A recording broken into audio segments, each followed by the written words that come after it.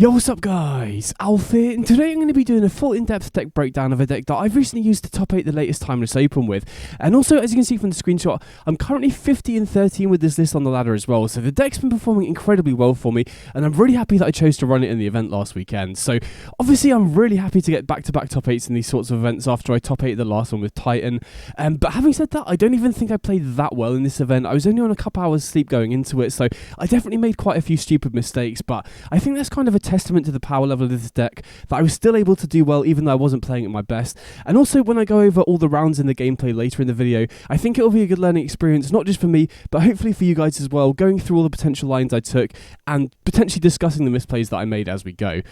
So there's going to be a link to the importable deck list down in the description. I'm also going to leave a link to all of the deck lists from this event if you want to see what other lists did well. I'm going to leave the untapped data down in the description as usual if you want to check out the matchup spreads there.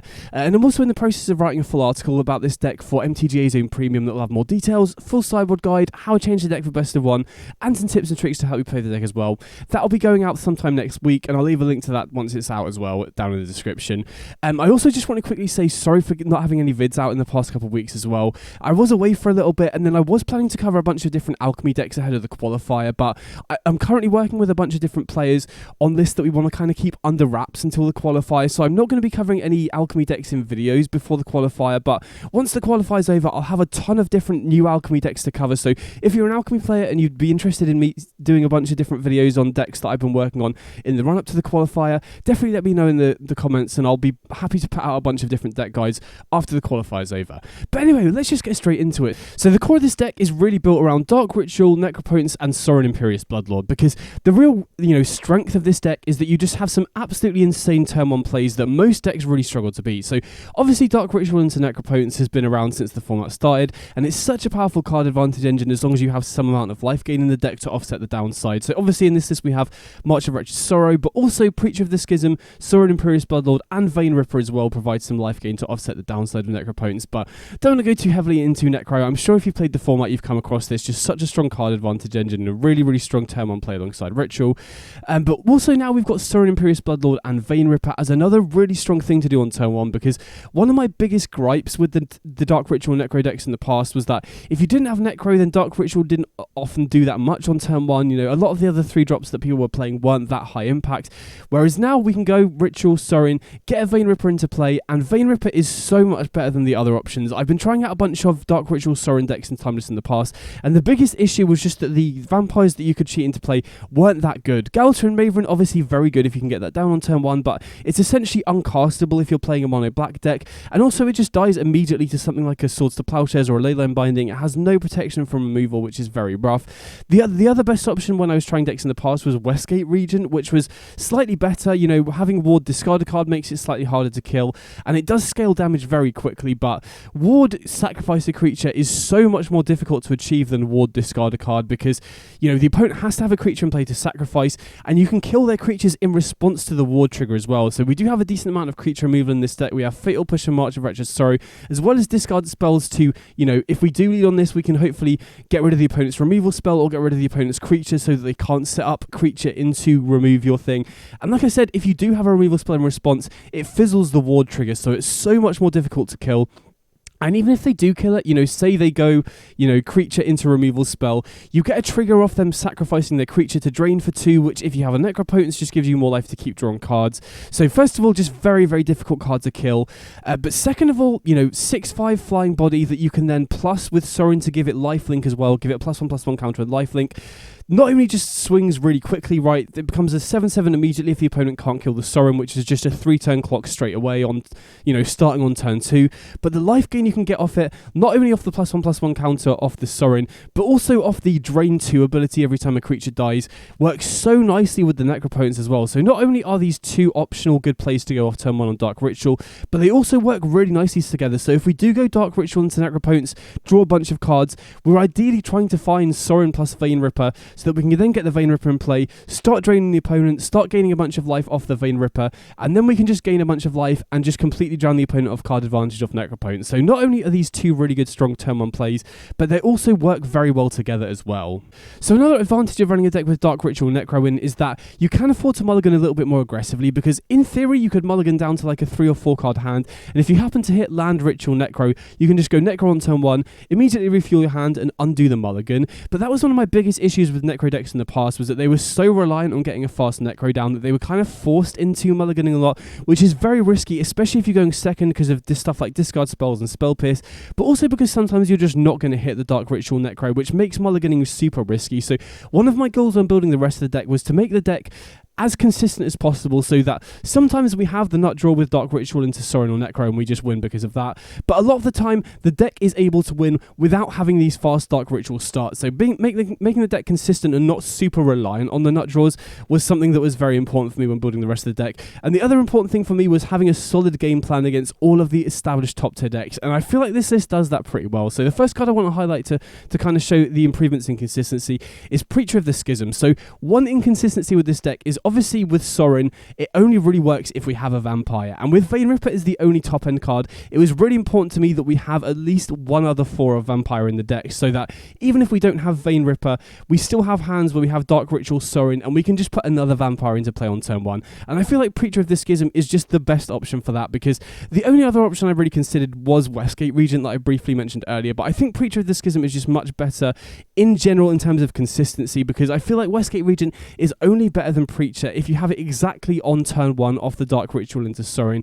Preacher of the Schism is really nice for a couple of reasons. So first of all, as you look at the rest of the deck, I'm running a lot of interaction. Outside of the Dark Ritual Necro Sorin package, this is very much a mid-range deck, right? We have 7 discard spells, we have 8 removal spells, Deathrite Shaman as well, and so Preacher of the Schism is just a decent mid-range card, right? It can snowball the game in terms of card advantage, start drawing us cards. It also produces 1/1 vampire tokens, which works very well with Sorin, right? One of Sorin's biggest advantages is the +1 ability to sacrifice the vampire to Lightning Helix is such a strong ability on a Planeswalker, and Preacher of the Schism is really nice because if we are lower than the opponent in terms of life total, which is pretty easy to set up with, you know, fetch lands and Necropotence, we can start producing 1/1 vampires with lifelink, which we can then sacrifice to the Sorin's +1. So that's a nice synergy, but as I mentioned, mid-range card, draws us a bunch of cards, has Death Touch, so it's really difficult to block as well. And also, you know, if you have the same life total as the opponent, you get to trigger both, which if you have Necropotence is very easy to do because you can just activate it to give yourself the same life total as the opponent and then trigger it. So very nice card, not only to cheat into play off Sorin on turn 1, but it also just gives us another target to Dark Ritual as well, right? We're obviously going to have some hands where we have Dark Ritual, but we don't have Sorin or Necropotence, and obviously it's not as powerful as either of these two plays, but just going Dark Ritual into Preacher on turn 1, as long as the opponent doesn't have, like, you know, Fetch Land into Fatal Push or Swords to Plowshares immediately, the first attack trigger you get to draw a card just immediately undoes the losing Dark Ritual to get it into play. So this just is really nice because it improves consistency with Sorin and also just gives us another powerful play to get in turn 1 off Dark Ritual. Now, one of the other weaknesses of having a lot of 3-drops in order to maximize Dark Ritual is that if we have a hand without Dark Ritual, we could just have a bunch of 3-drops in our hand and no way to accelerate into it, which is the main reason why I was very high on running Deathrite Shaman in this deck. So Deathrite Shaman is huge for consistency because it just massively increases your range of keepable hands. Because the classic issue with Dark Ritual is that you want to run a lot of 3-drops so that Ritual is live on turn 1, but obviously that's just going to lead to a lot of hands where you have multiple 3-drops but no Ritual to accelerate into it. So Deathrite Shaman being able to accelerate and cast your 3-drops on turn 2 just increases your range of keepable hands, which is really big. Now, one issue with Deathrite Shaman in this particular deck is that for it to be a consistent source of acceleration on turn 2, we do need to be running fetch lands, which is a little bit awkward with Necropotence because our life total is so important. We really don't want to be running cards that deal ourselves damage, but there's just no alternative to Deathrite Shaman, especially in mono black. It's so rare to get turn 1 acceleration, so fetch lands are basically just a necessary evil in this deck in order to enable Deathrite Shaman, and we're also just fetching for basics, right? We don't have any shock lands, so the life loss isn't too much, and additionally we're also running Fatal Push, which we want to be able to trigger Revolt on in a lot of situations, so it does double up utility there as well. Now, Deathrite Shaman is also just a good mid-range card. As I mentioned, this is essentially a mid-range deck with kind of like a combo burst here because of are very powerful 3-drops. And the ability for Deathrite Shaman to just consistently deal 2 damage to the opponent every single turn off the black ability is huge. Very quickly, I'm not running Overgrown Tomb in this deck for the green ability, primarily because I just don't feel like exiling creatures from the graveyard is particularly important right now. If a deck like Reanimator emerges, then you could definitely run the Overgrown Tomb, but fetching a green source in my games very rarely comes up, and I feel like running the Overgrown Tomb would just become more of an issue, having to shock it in when you draw it naturally, if that makes sense. So if creature graveyard strategies emerge, you can run an Overgrown Tomb, but right now in the current metagame, I just don't think it's important. So most of the rest of the deck here is interaction, which is very important for a couple of reasons. First of all, it's just crucial that we can consistently beat the other top decks in the format right now, and while we do have kind of like combo burst in this deck with Sorin and Necro, we still take a little while to actually close the game out, so it's very important in a lot of matchups that are faster than you, that you can slow the opponent down to buy you time for your game plan to win, if that makes sense. And then second of all, again, it just increases your range of keepable hands and leans more into the mid-range game plan, because in certain matchups, I'm happy to keep hands where I have, interaction in the first 2 turns into a Necropotence on turn 3, for example. You can go like discard on turn 1, discard on turn 2, into Necropotence on turn 3, and that's good enough to win a lot of games there as well. So first of all, discard spells, super important against the combo decks in the format. Like I mentioned, we do take a little while to close the game out. Even if we have a Ritual Sorin on turn 1, we still take 3 turns to close the game out after that. So discard spells are so important against combo. Obviously, Show and Tell is everywhere right now, and I'm going to go into specifics about that matchup when I go to the sideboard, but having discard spells in the main deck are our only real way to fight against them game 1, so very crucial there. But outside of that, there are also a number of decks that can just go bigger than us. Winota with Natural Order, Yawgmoth with Natural Order, Titan, for example.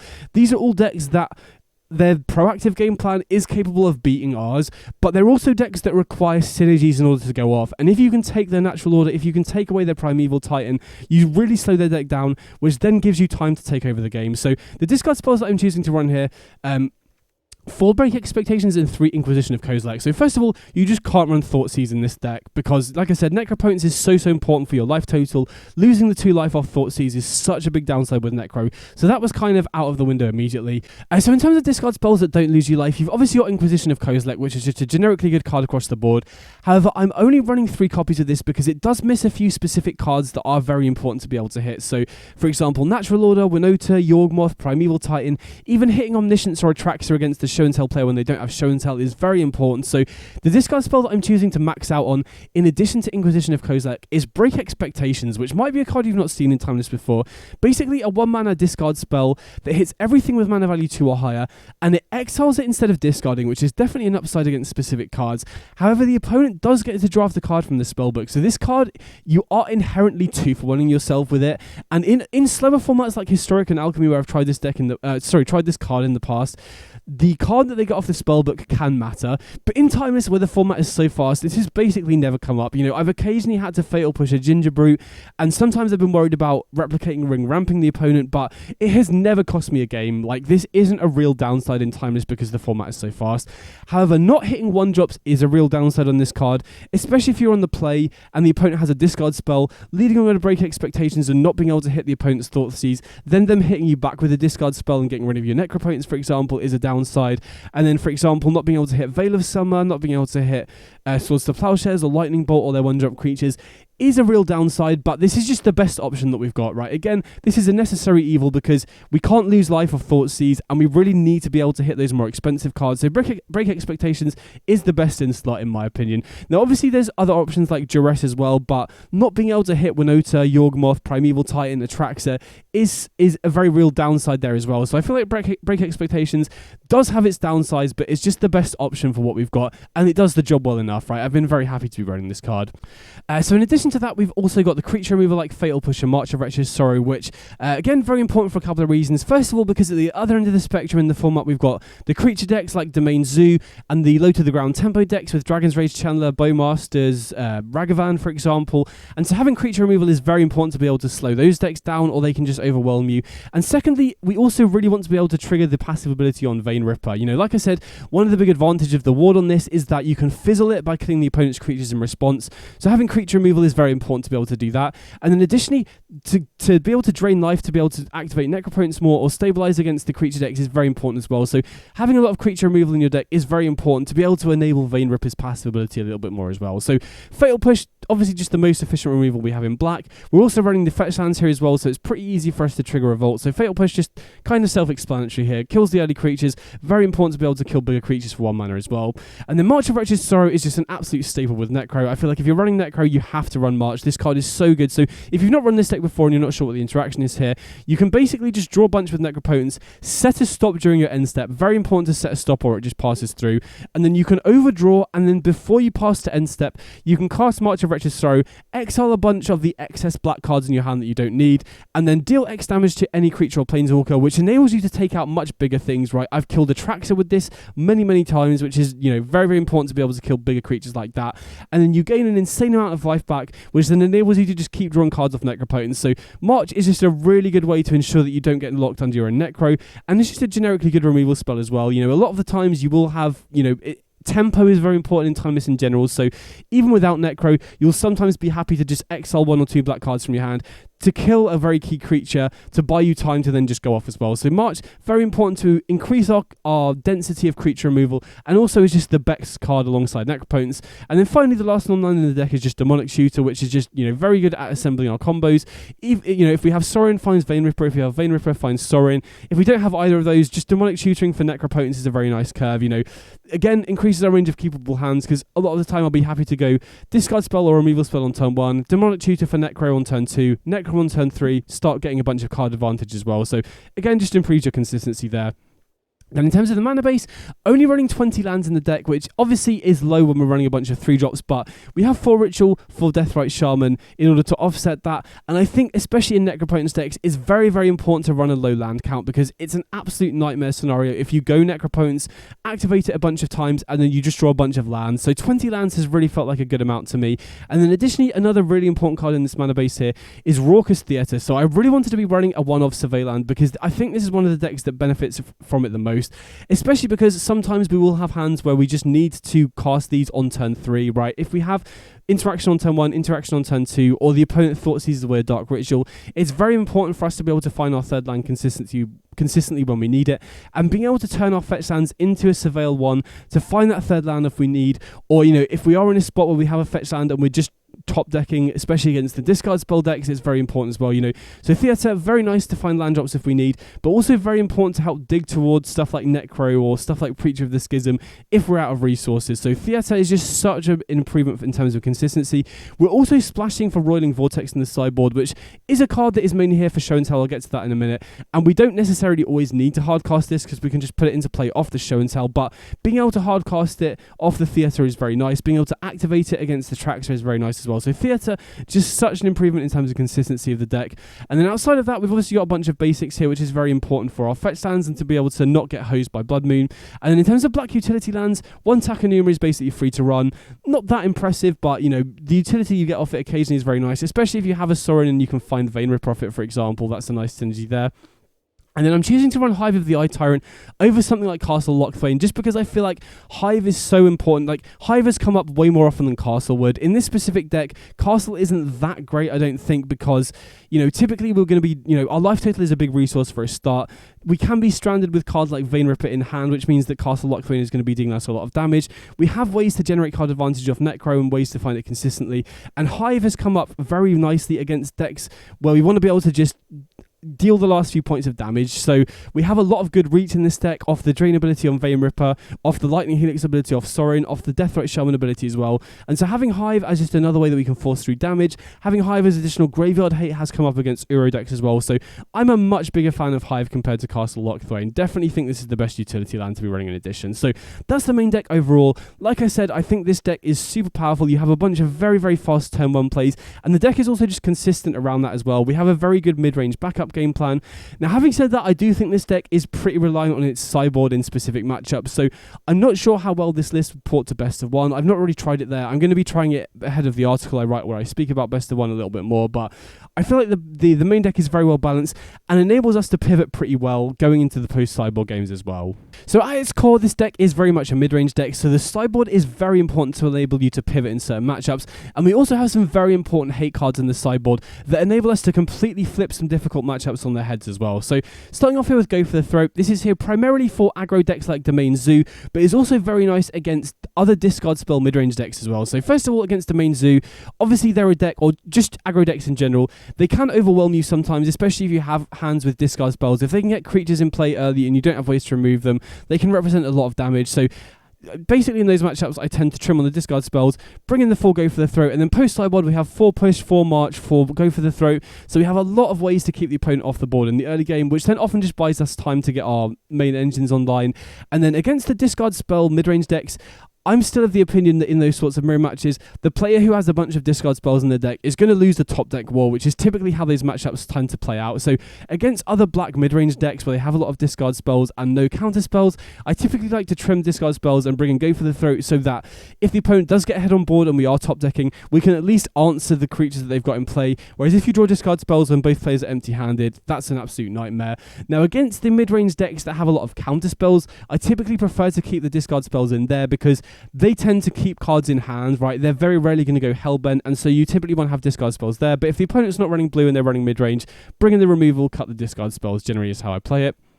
And we've got 2 copies of Ashiok and 1 Virulent Plague. I want to talk about these cards together because they're primarily here for Titan. So Ashiok is obviously a nightmare for Titan to deal with. Shuts off Sylvan Scrying, shuts off Archdruid's Charm, shuts off Primeval Titan, shuts off Natural Order as well. So Ashiok, very, very important to get down early. And also does have applications in other matchups. So against hard control decks, I also like bringing this in because it gives us another really solid play to do on turn 1 that is very difficult for them to play through because it shuts off their fetch lands as well. So Ashiok, primarily here for Titan, but I also like bringing in a couple against the control decks as well.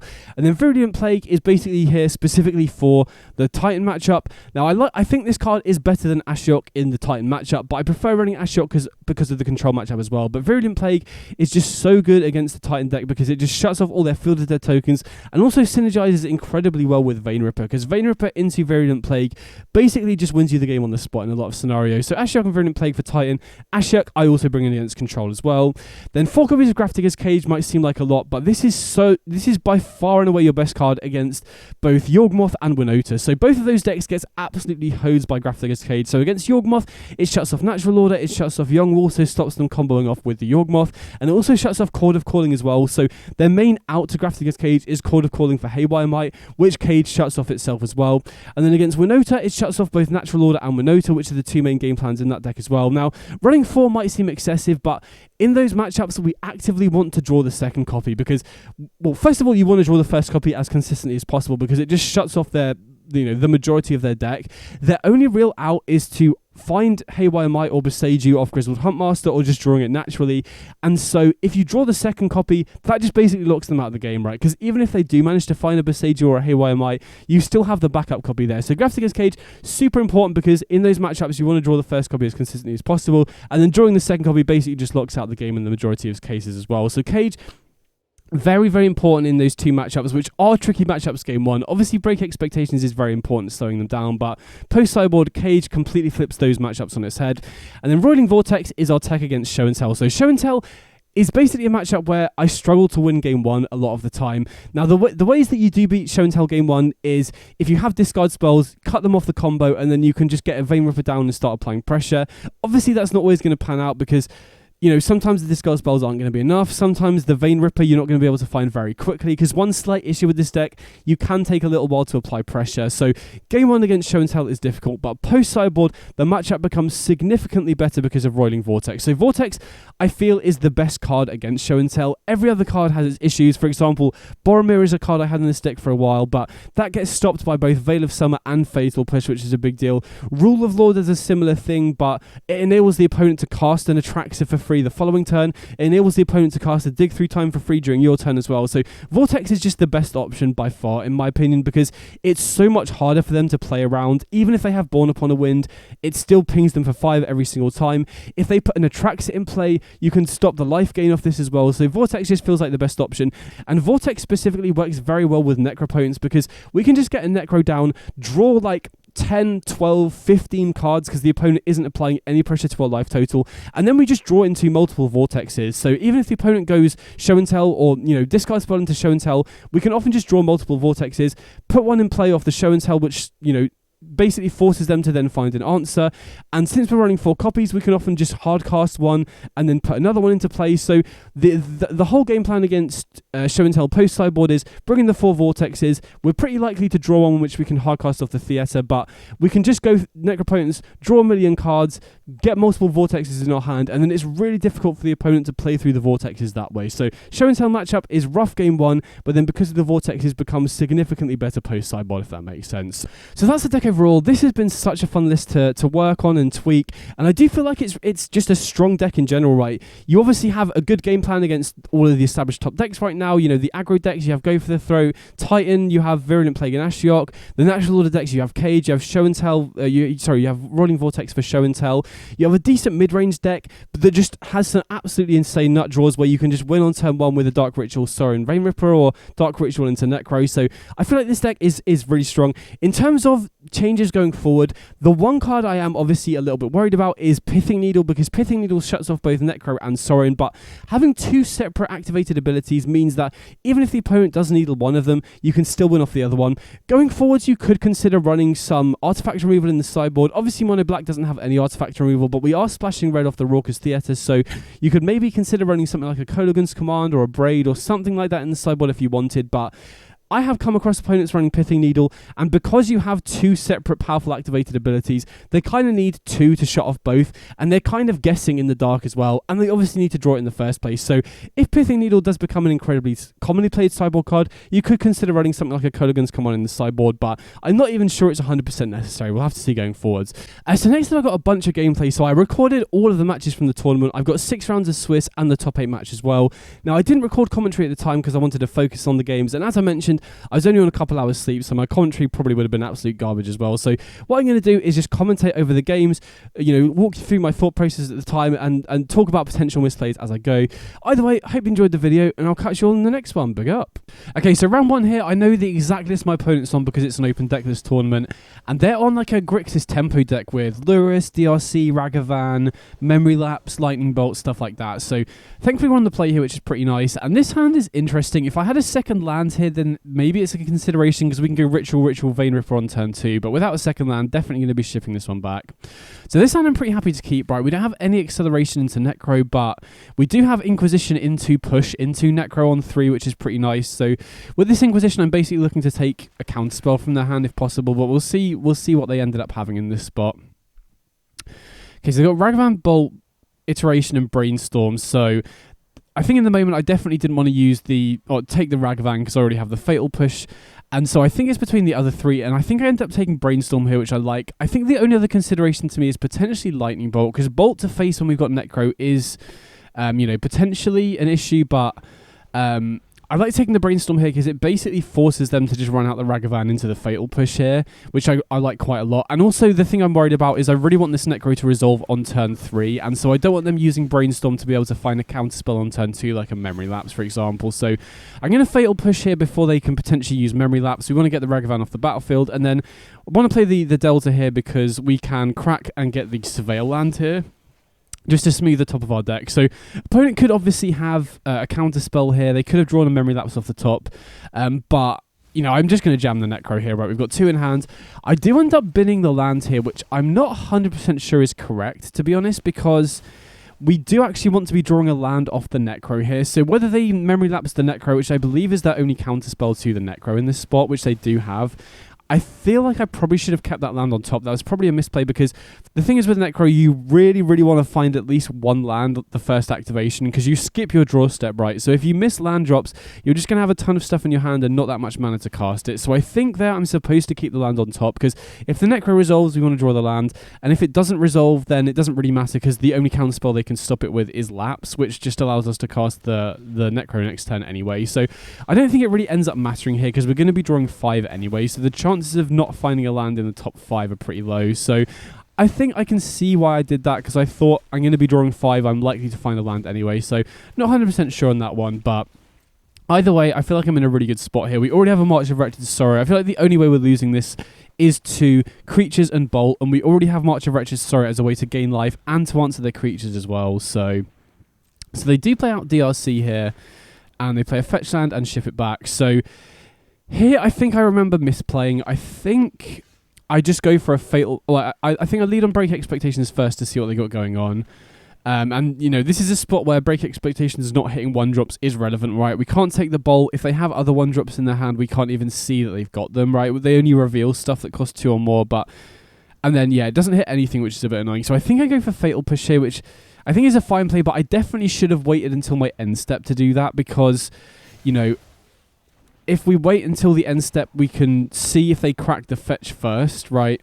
And then if they do crack the fetch, we can potentially use March of Wretched Sorrow to take out the DRC, because the risk with using March in this spot is they could potentially use Lightning Bolt to take out their own DRC and deny us the life gain, which I guess wouldn't be the worst thing ever because that means that Bolt's not going face. But if I waited for them to crack the Bloodstained Mire, I could have potentially overdrawn with Necro maybe, and then used the March to take out the DRC. But having said that, if they crack the fetch before we draw the cards off the Necro, then that doesn't really end up working out that well. So thankfully, I don't think it really ended up mattering, but I think if I was playing optimally, I probably should have done that instead. Thankfully, we drew Sorin and Vein Ripper off the Necro here, so just going to jam the Sorin. If they have Lapse, then we have another one. It's not really the end of the world here, so we can minus the Sorin here. They're not running Stifle or anything, so we can just put the Vein Ripper in play. And then they are running Unholy Heat, I believe. Let me just double check. Yeah, they're running 2 Unholy Heat in the main and 2 copies in the sideboard, so they can potentially answer the Vein Ripper by playing a creature here, but we have the March of Wretched Sorrow in hand already, so... So I end up drawing 3 here, which I think is safe, right? Again, we know they've got the Bolt, but we have the March of Wretched Sorrow here, which we can use to target our own stuff if we want. They do have the Bowmasters here, which is a little bit annoying, because they can take out the Sorin here, which cuts us off 7 life next turn. But them tapping out does then enable us to use this March here, which is pretty huge, right? Again, the one thing I'm worried about here is them just bolting face multiple times. It's safe to crack the Bloodstained Mire here, because... you know, that's just an extra mana we can pump into X equals 1 for the March of Wretched Sorrow, so we get the mana back straight away here. And then I'm just debating here how many cards I want to exile for the March. And so we get 1 off the lands, and then we can exile 2 more. I think exiling the Necros here just makes perfect sense, because I don't have any outs to the Necro. We're never going to put the second one in play, so... I like this line, and then the rest of the cards in hand are pretty important, I think. I could have maybe seen an argument to also... exiling the Demonic Tutor as well, just to gain a bit of extra life, but obviously, you know, Tutor's going to be good no matter what happens here. And I definitely like keeping the Sorin, because that represents potential 7 life gain if we can +1 on the Vein Ripper here. I am a little bit concerned about Unholy Heat in this spot though, because they can obviously heat and then just sacrifice the Orc token, which is a pretty good exchange for the opponent here, but we have both Sorin and Fatal Push, so I feel pretty good about this spot. And I feel like I like leading with Sorin first here, because even if they have Memory Lapse, I guess we wouldn't be able to draw it straight away, but, you know, the gaining the life here seems probably more important than killing the Lurrus. And then I think I go for the slightly greedier line, but I don't mind it, of just Fatal Pushing the Dragon's Rage Channeler here, because that then puts them down to 1, right? They take 2 off the Vein Ripper. Now, obviously, the other alternative line I could have gone for here is forcing them to block with the DRC and then using Fatal Push to kill the Lurrus. But, I mean, I don't mind this line because it puts them in an awkward spot where they can't crack a fetch, they can't play a shock land.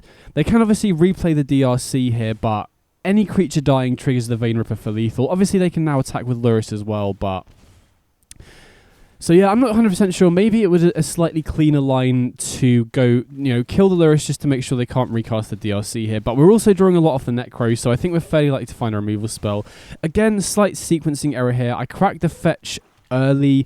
Well, if I'm going to crack the fetch, I should do it beforehand to thin the number of lands in my deck.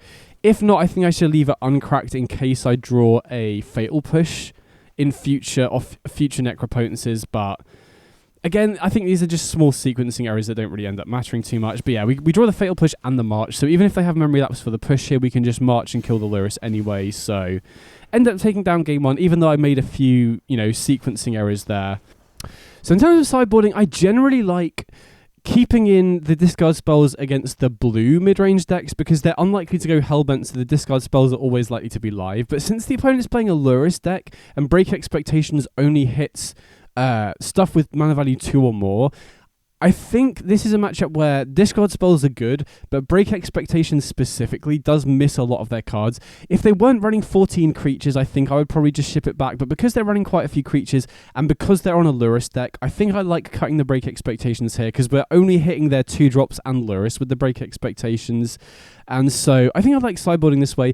If they were playing a bigger deck with maybe stuff, I mean, Bloodmoon doesn't affect us at all, but if they were running more expensive cards and they weren't on Lurrus, I definitely think I prefer keeping in break expectations, because the way I view mid-range with this deck particularly, or the mid-range matchups, if the opponent isn't on blue and it's a mid-range mirror in a sense, I don't like discard spells as much, because the game usually goes down to someone being hellbent unless we can get down an early Necro, in which case discard spells just don't do anything. But against the blue decks where they have counter spells, they're less likely to go hellbent, so discard spells are more likely to hit stuff. But like I mentioned, break expectations doesn't hit much of the deck because they're running Lurrus, so that's the reason I've cut it for the go for the throats here. But it could be correct. I don't know, if they were boarding into more 2-mana counter spells, then I think it would be correct to have break expectations. But because they are boarding into spell pierce, which break expectations can't hit, I think I like how I sideboarded here. So this is obviously a very clunky hand. I don't think I can afford to keep this one, right? We've got 3 drops and no acceleration, and the marches are also pretty awkward. This hand is actually tempting, but I think I'd probably ship this one back as well, because this is the other thing, right? I mean, the opponent is on Spell Pierce. I don't think they're on Thought Seize, so that doesn't really matter as much, but you can afford to mulligan a little bit more aggressively with this deck, because you can potentially mold to a Ritual into Necro, which I think is what I'm trying to do here, right? We've just had a few really clunky hands, so I do end up keeping this one, and then it's tough to know what to put back. I think, you know, Ritual into Vein Ripper is a thing, but you need 4 lands, so definitely going to put back the Vein Ripper and a land here. And I think I put back the Ritual, which I quite like here, because I think my game plan with this hand is to Fatal Push something on 1, Demonic Tutor on 2, and then try and Necropotence on 3. So I like leading on the Delta here, because if the opponent doesn't cast the creature to Fatal Push, I can crack it to find the Surveil land, which can hopefully find me the 3rd land, right? Then on turn 2, I want a Demonic Tutor for the Necro, and then we can just cast Necro on turn 3. Obviously, that's, you know, if they have a Lapse or a Spell Pierce, that's kind of a disaster, but we're on a Multi 4 here, right? We need a little bit of luck to be able to get out of this. So yeah, lead on Delta. Again, it's not a disaster if we have to correct this for a Swamping if they do play a creature, because, you know, we could still potentially draw our 3rd land in the next couple of draw steps. So we go for the Surveillance. I think I'll surveil away anything that isn't a land here, including Dark Ritual, because using Dark Ritual to go for Necro and then having that hit by a Memory Lapse or a Spell Pierce is an absolute disaster. So going for Choose on turn 2 here. If they have a counterspell, I'm not 100% sure they would use it here. Because they know we're on a Multi 4, they know we're probably going to be digging for a Necro here, so it wouldn't surprise me if they just let it go and try and counter the Necro next turn. But yeah, I think this game is a little bit, you know, obviously we started at a big disadvantage having to Multi 4, and I do think it was probably correct to do so. I think those first 3 hands were just kind of non-functional. I think the one with Fatal Push and Preacher was maybe defensible, but again, if we draw more lands off the top, we're in real trouble. Maybe in a 20 land deck, that's so unlikely that it was maybe correct to keep that, but... So... I can't remember what I go for here, but I don't mind. Okay, yeah, I do go for the Preacher, which I don't mind here, to be honest, because if they do have a Lapse, I'd much rather them lapse the Preacher here.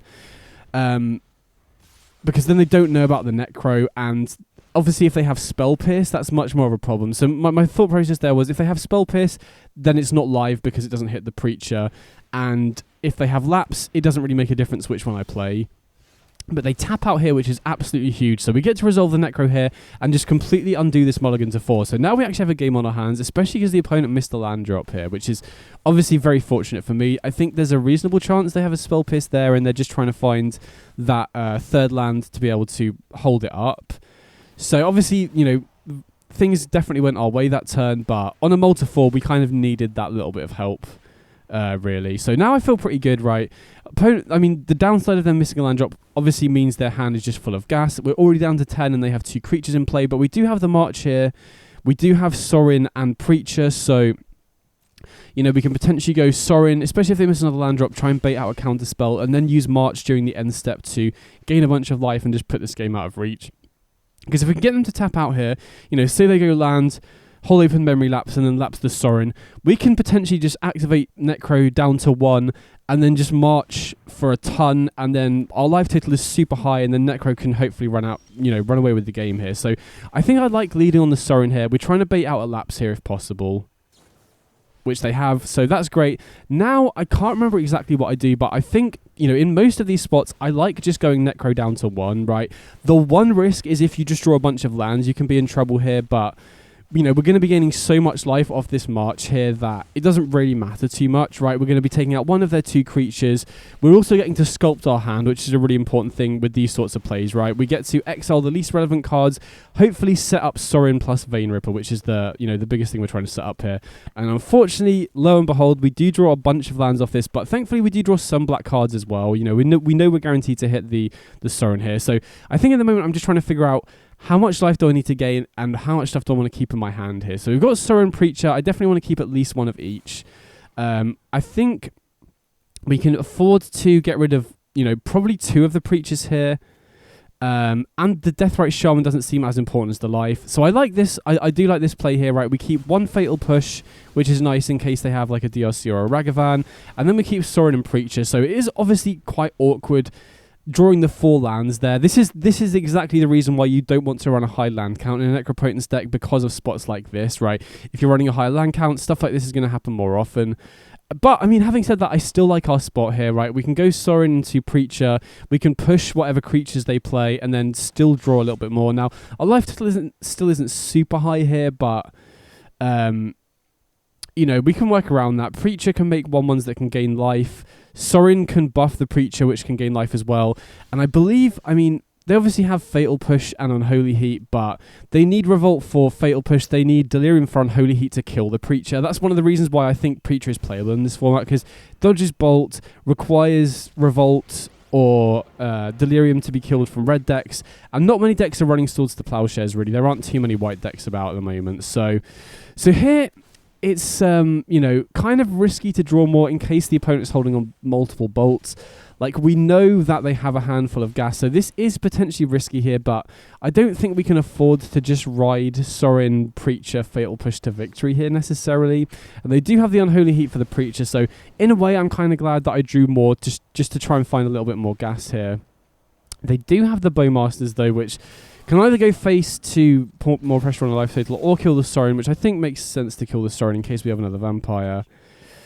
And then, again, don't draw particularly well off the Necro. I think because they can potentially have Spell Pierce and Lapse, we have to Fatal Push the 2/2 token now, but now we're in a little bit of trouble. I think, drawing a lot of lands there was an issue.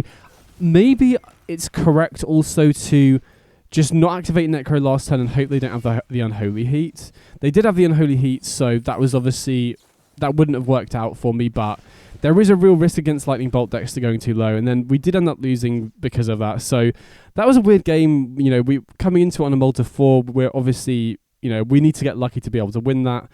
Then being able to get the Necro down because they missed the land drop was pretty big. And I think the big difference maker there was just drawing those 4 lands off the Necro. Because if we'd drawn at least a couple more black spells, we would have been at 4 more life off the march. Or if those black spells had been a Vein Ripper, we could have got a Vein Ripper in play potentially. So got them all that first hand. This hand I'm pretty happy to keep though. So I do believe they're running Thoughtseize. Let me just double check. Oh, no, okay, no Thoughtseize in the 75, so we don't really need to worry about that, which is nice. But I still think I like putting back the Demonic Shooter here, because we've got all the pieces we need, right? We've got a piece of interaction on turn... Oh, we can Surveil on turn 1 freely here. Surveilling for a 3rd land, obviously, with the three drops in our hand. Then we've got Go for the Throat on 2 to take out any creatures that they play. And then either Necropotence or Sorin or Preacher on turn 3. So, again, no acceleration, but this is why I like running, the interaction is important for our game plan once we have our engines online. But it's also nice in the early few turns, without a lot of interaction, this hand would have had to be a mole because we have so many 3 drops here. So, going to be surveilling away anything that isn't a land here because we just need to find our 3rd land drop. And then we drew a Ritual off the top, which is very big here. So now we don't even need the 3rd land drop necessarily. So I'm going to Ritual, and I think it just makes sense to go for Necropotence here, right? It's early enough that we can afford to start activating it. We have both March and Fatal Push can kill the Dragon's Rage Channeler immediately. And Sorin is weak to Delirium, which they're not too far away from getting online, right? The Bauble's going to get them to 3 card types. And then... they could either Bowmasters the Sorin to kill it or get a Delirium online, kill the Preacher with Unholy Heat and attack the Sorin. So I think Necro is the much better play here. So I draw 5 here, which is slightly over, I believe. So we're going to be slightly over hand size, but I think I did that just to try and find a piece of removal, and thankfully we found a march, so now we can march. I think exiling a Vainripper makes the most sense here because they're not on Thoughtseize, right? We don't have to worry about them Thoughtseizing us in this matchup. They're basically just on counter spells, which makes sense in a show and tell meta, right? I think counter spells are generally better at stopping show and tell than discard spells, especially because they run Leyline of Sanctity in the sideboard. But yeah, now I feel pretty good about this spot. I think if we hadn't found a Fatal Push or a March there, things would have been more dicey because they likely get Delirium online this turn, and then we're in trouble. You know, they're attacking for 3, which is an issue against Necropotence. So here they pass with 1 mana open, so they are obviously representing Spell Pierce here, but I feel like, you know, we're not under too much pressure. They don't have the 3rd land drop. Oh no, I guess we were on the play, so they could have the 3rd land drop here, but you know, they don't have a creature in play because they dashed in the Ragavan. So I think here I'm just debating whether it's worth the risk of just jamming Sorin. And I think on balance it is, right? They need Spell Pierce, which they're only running as a 2 of. If they don't have it, this play likely wins the game. And if they do have it, I think we still have a shot from this point. So on risk reward, I think it's just worth jamming it. And thankfully they don't have the Spell Pierce. So now I feel very confident, right? We can -3 the Vainripper in play. And honestly, I could see just not activating Necro anymore in this spot. You know, I think it's going to be very difficult for them. You know, for them to break this board state, they would need to go Ragavan, get away to get Delirium online, Unholy Heat the Vainripper, sack the Ragavan, at which point we gain 4. You know, we drain them for 4. Whereas this does potentially open us up to dying to 3 bolts. So maybe I shouldn't have drawn down to 9. I think maybe I'm supposed to, you know, just draw 2 down to 10, or maybe even not activate at all. So I think on balance that's maybe another misplay here. But you know, they would need to get very lucky. They'd need to have a 3rd red source into triple bolt to win from this spot. But I think we're so far ahead at this point that it was probably, you know, probably worth playing around and not drawing it, you know, that 1 additional card there. But thankfully now I feel like I'm in a really good spot. If we get to untap here, I feel, you know, pretty good because we can plus the Sorin to make the Vainripper a 7/6 lifelink, which just completely, you know, shuts off Lightning Bolt as an out for them in this situation. If they spend the turn killing the Sorin, then, you know, we can get Preacher and well, I guess just Preacher in play because we didn't draw a land, but we've got pretty decent follow-ups here. And if they play a creature, I feel like we're also in a very good spot because now we have stuff to kill. Now, I am wary here of potential Unholy Heat. I think it's best, I mean, I guess we have 2 removal spells, so it doesn't really matter, but it's best waiting for them to cast the Unholy Heat first, which they do, and then we can just kill the Ragavan in response. If we go to kill the Ragavan first, they can obviously Unholy Heat in response, which would be more of a blowout, and we're so far ahead that it makes sense sequencing that way, and we end up getting there, so yeah, that felt pretty good. So round 2 here, and I'm against Domain Zoo, but it's a very teched out version. So they're on Lurrus, so no Leyline Binding, which is obviously good to know. And they're also on, you know, they're very teched out to beat Show and Tell. They've got 3 Lavinia in the main deck, for example, and then, you know, all the usual Domain stuff. They've got the Karvus, the Nishiba Brawlers. They're also on Breakout as well, so very high creature count. And then they've got Stubborn Denial, which is a card I should be very aware of. And then 4 Tribal Flames, 4 Lightning Bolt as well. So this is definitely a tricky matchup because there's definitely, you know, there's an interesting dynamic between Necropotence and the opponent having a ton of reach with stuff like Tribal Flames and Lightning Bolt. So here on the draw, you know, this is the one spot where having the Survey Land is a little bit awkward, but we have turn 1 Necropotence here. We also potentially, you know, have Demonic Tutor for Sorin into Vainripper as well. So even though we have a Survey Land on turn 1, I think this is a keep. And also, you know, we're on the draw here, so there's always a chance that we just rip an untap, or what, every other land in the deck is untapped. So if we draw another land off the top, we can just go for Dark Ritual on turn 1 anyway. So like I said, we do need to be wary of Stubborn Denial, because the opponent is on the play here. If they just pass with a fetch land or a blue land open, then they can obviously just counter the Necro on turn 1 here. But I do think you know, even if they just pass with a fetch land open, there will be a lot of draws they have where they just want to crack for a Triumph on turn 1 into a Carver on turn 2. And without a Fatal Push in hand, I think it is risky waiting to do it, because if they then cast a creature or they wait until they can go creature into it, we don't have a good way to take out a creature, right? We've got March, and if they play a 5/5 Carvu, for example, we have to exile 3 cards from our hands. So even though they are running Stubborn Denial, I don't actually mind just jamming the Necro here, right? If they do have the Stubborn Denial, that kind of sucks, but we have the Demonic Shooter to be able to find Sorin, so we have a decent follow-up play anyway. And while I do think waiting also, you know, there's a good argument for waiting, because if they do have the Stubborn Denial and they constantly have to, hold the blue mana open, that's limiting their ability to develop. But the issue here is if they don't have the Stubborn Denial and they go crack for a Triome into a 5/5 Carvu and then we then go for Necro, we're taking 5 damage off the Carvu. I think, in this matchup specifically, getting the Necro down early is such a big upside because it enables us to try and draw into more efficient removal before the opponent, has an opportunity to really deal damage to me, if that makes sense. Now I feel like we're in a great spot because if they do tap out for a Carvu or something like that, we have the March here, right? We can potentially draw all the way down to 1 life if we wanted to, and then just deal gain an insane amount of life back off this March of Wretched Sorrow. So here I think I like going fetch land into Deathrite Shaman. I'm not sure cracking. I guess when I'm drawing off the Necro opponents, it makes sense to crack the fetch because they're a Lurrus deck. So obviously, any creature they can play, we don't need to have Revolt online. So I think that makes sense. Although having said that, we wouldn't actually. We do kind of want to draw another land here, so that we can, have an untapped land going into turn 3. So maybe it was incorrect. Maybe I'm supposed to actually wait to crack the fetch because we have slightly higher odds of drawing a land at that point, which we actually want to do. Obviously, having the Raucous Theatre here as a backup land is not a bad thing.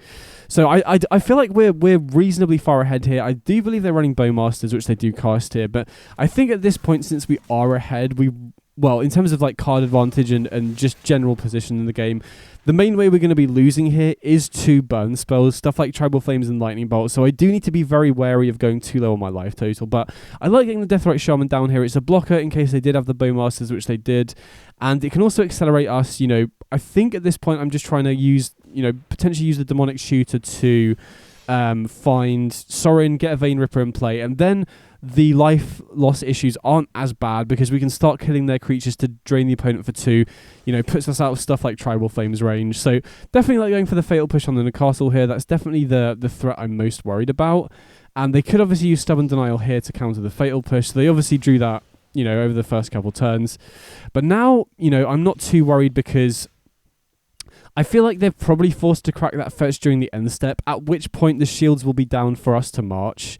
So I'm going to go for Demonic Tutor and grab a Sorin here to set up for the next turn. There's maybe an argument to not doing that so that we have 2 removal spells open because we're fairly likely to be able to find Sorin off the top. But I think my game plan here is to just draw off the Necropotents, wait for them to crack the fetch, and then use March to take out the Nakaltal here. We could even, overdraw slightly and use double March, but the risk there is if the opponent goes really heads up and waits to crack their fetch, then we might be in trouble because not only can they Stubborn Denial the March, potentially, but they can also kill their own creature with a Lightning Bolt in response to the March to deny us the life gain. So I don't want to overdraw here because it's risky, like I said, going too low on life total. So they do crack the fetch, thankfully. So now we activate the March, and I could, again, see an argument for potentially using more than just 1 card to exile, but I think in this spot we could feasibly also exile the Preacher to gain a bit of extra life, but I also quite like using both Marches here. Maybe you could potentially exile a land from the graveyard, then use a March to take out the Bowmasters as well, but the issue with that is it taps you out the Deathrite Shaman. Right now it's blocking. We don't really have to worry about taking any damage here, so the opponent does pass here, and we don't have to worry about Stubborn Denial, thankfully, because they don't have Ferocious online. If they do Stubborn Denial here, we can just use Deathrite Shaman to exile the land and produce the black mana to pay for it. So just get to jam the Sorin here and then put the Vein Ripper in play. And now, additionally, we can also, if they do crack the fetch end step like they did the last turn, we can then also use this March to take out the Bowmasters, which not only gets one of their 2 creatures out of play, but also just drains for 2 as well, gains us a bunch of extra life, which again, I think from this point, the only way the opponent is likely winning from here is if they can just go face with Tribal Flames, for example. So I do need to be careful with how much I draw here, but I'm very, I really suspect they're going to crack the fetch here because they can grab a Triome potentially. If they're running Surveillance, they can get value off it. And in a spot like this, I imagine they're going to be top decking. They want to thin their deck of lands as well. So I'm fairly confident, and I feel like 7 is a relatively safe life total to go to here, right? I feel like the only way they can really play around what we've got, even if they do have like a way to kill their own creature in response to the March, we still get to drain them for 2 off the Vein Ripper. So I don't mind going down to 7 here because, you know, I feel pretty safe that they are going to crack the fetch here. And now we can just go for Deathrite Shaman, exile a land from their graveyards. And then, again, we've got a full hand. We've got some stuff that I don't really care about too much here. So I wouldn't mind doing it for 4 here, which is looks what I do. Break Expectations isn't really going to do much. And then the second Sorin, I think I want to keep because if we can start putting a counter on the Vein Ripper, I feel like we're in a really good spot, right? If they have another Bowmasters, they can potentially take out the Sorin here. And so having a backup one basically means that we're almost guaranteed to be able to be swinging, you know, gaining 7 life back. So I end up exiling the second March instead of the Preacher, which I think I like here as well, because my one worry here about this board state, if I get rid of the Preacher instead of the March, is that they can use Tribal Flames to take out the Vein Ripper, right? They can Tribal Flames the Vein Ripper, sack the Orc token, in which case we only have a Deathrite Shaman, whereas keeping the Preacher here, especially with Sorin as well, Preacher plus Sorin is really nice, because not only can we start plussing on the Preacher to gain life back, but we can also start sacrificing the 1/1 tokens if we get our life low enough to start triggering that as well. So even though the second March is always going to be useful, especially when we have a Necro, I think I like that line. I think I like keeping these 3 because Push is just more efficient removal than March, right? We don't need to do anything else, especially with the Vein Ripper in play. If they do have the Tribal Flames for the Vein Ripper, we keep the Preacher as a follow-up. And if they spend their turn taking out the Sorin, we have the second backup one to just put a counter on the Vein Ripper instead. And they do have the Tribal Flames, so I'm very happy that I kept the Preacher here.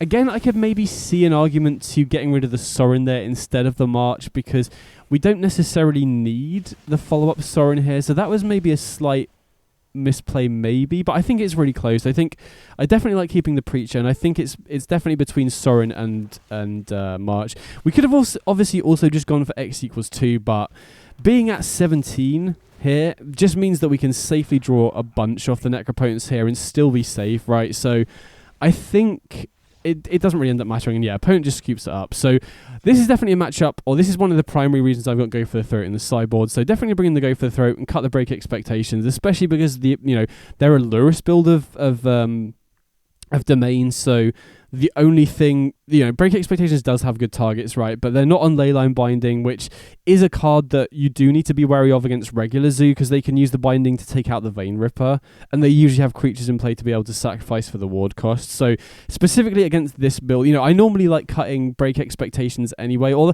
I guess it depends on the build the opponents are running, but specifically against this build, I'll definitely cut the Break Expectations over Inquisition because they're on Lurrus, so they're not going to have as many more expensive cards that are important to hit, if that makes sense. So I think I'm just going to edit out the rest of sideboarding and get straight into the next game.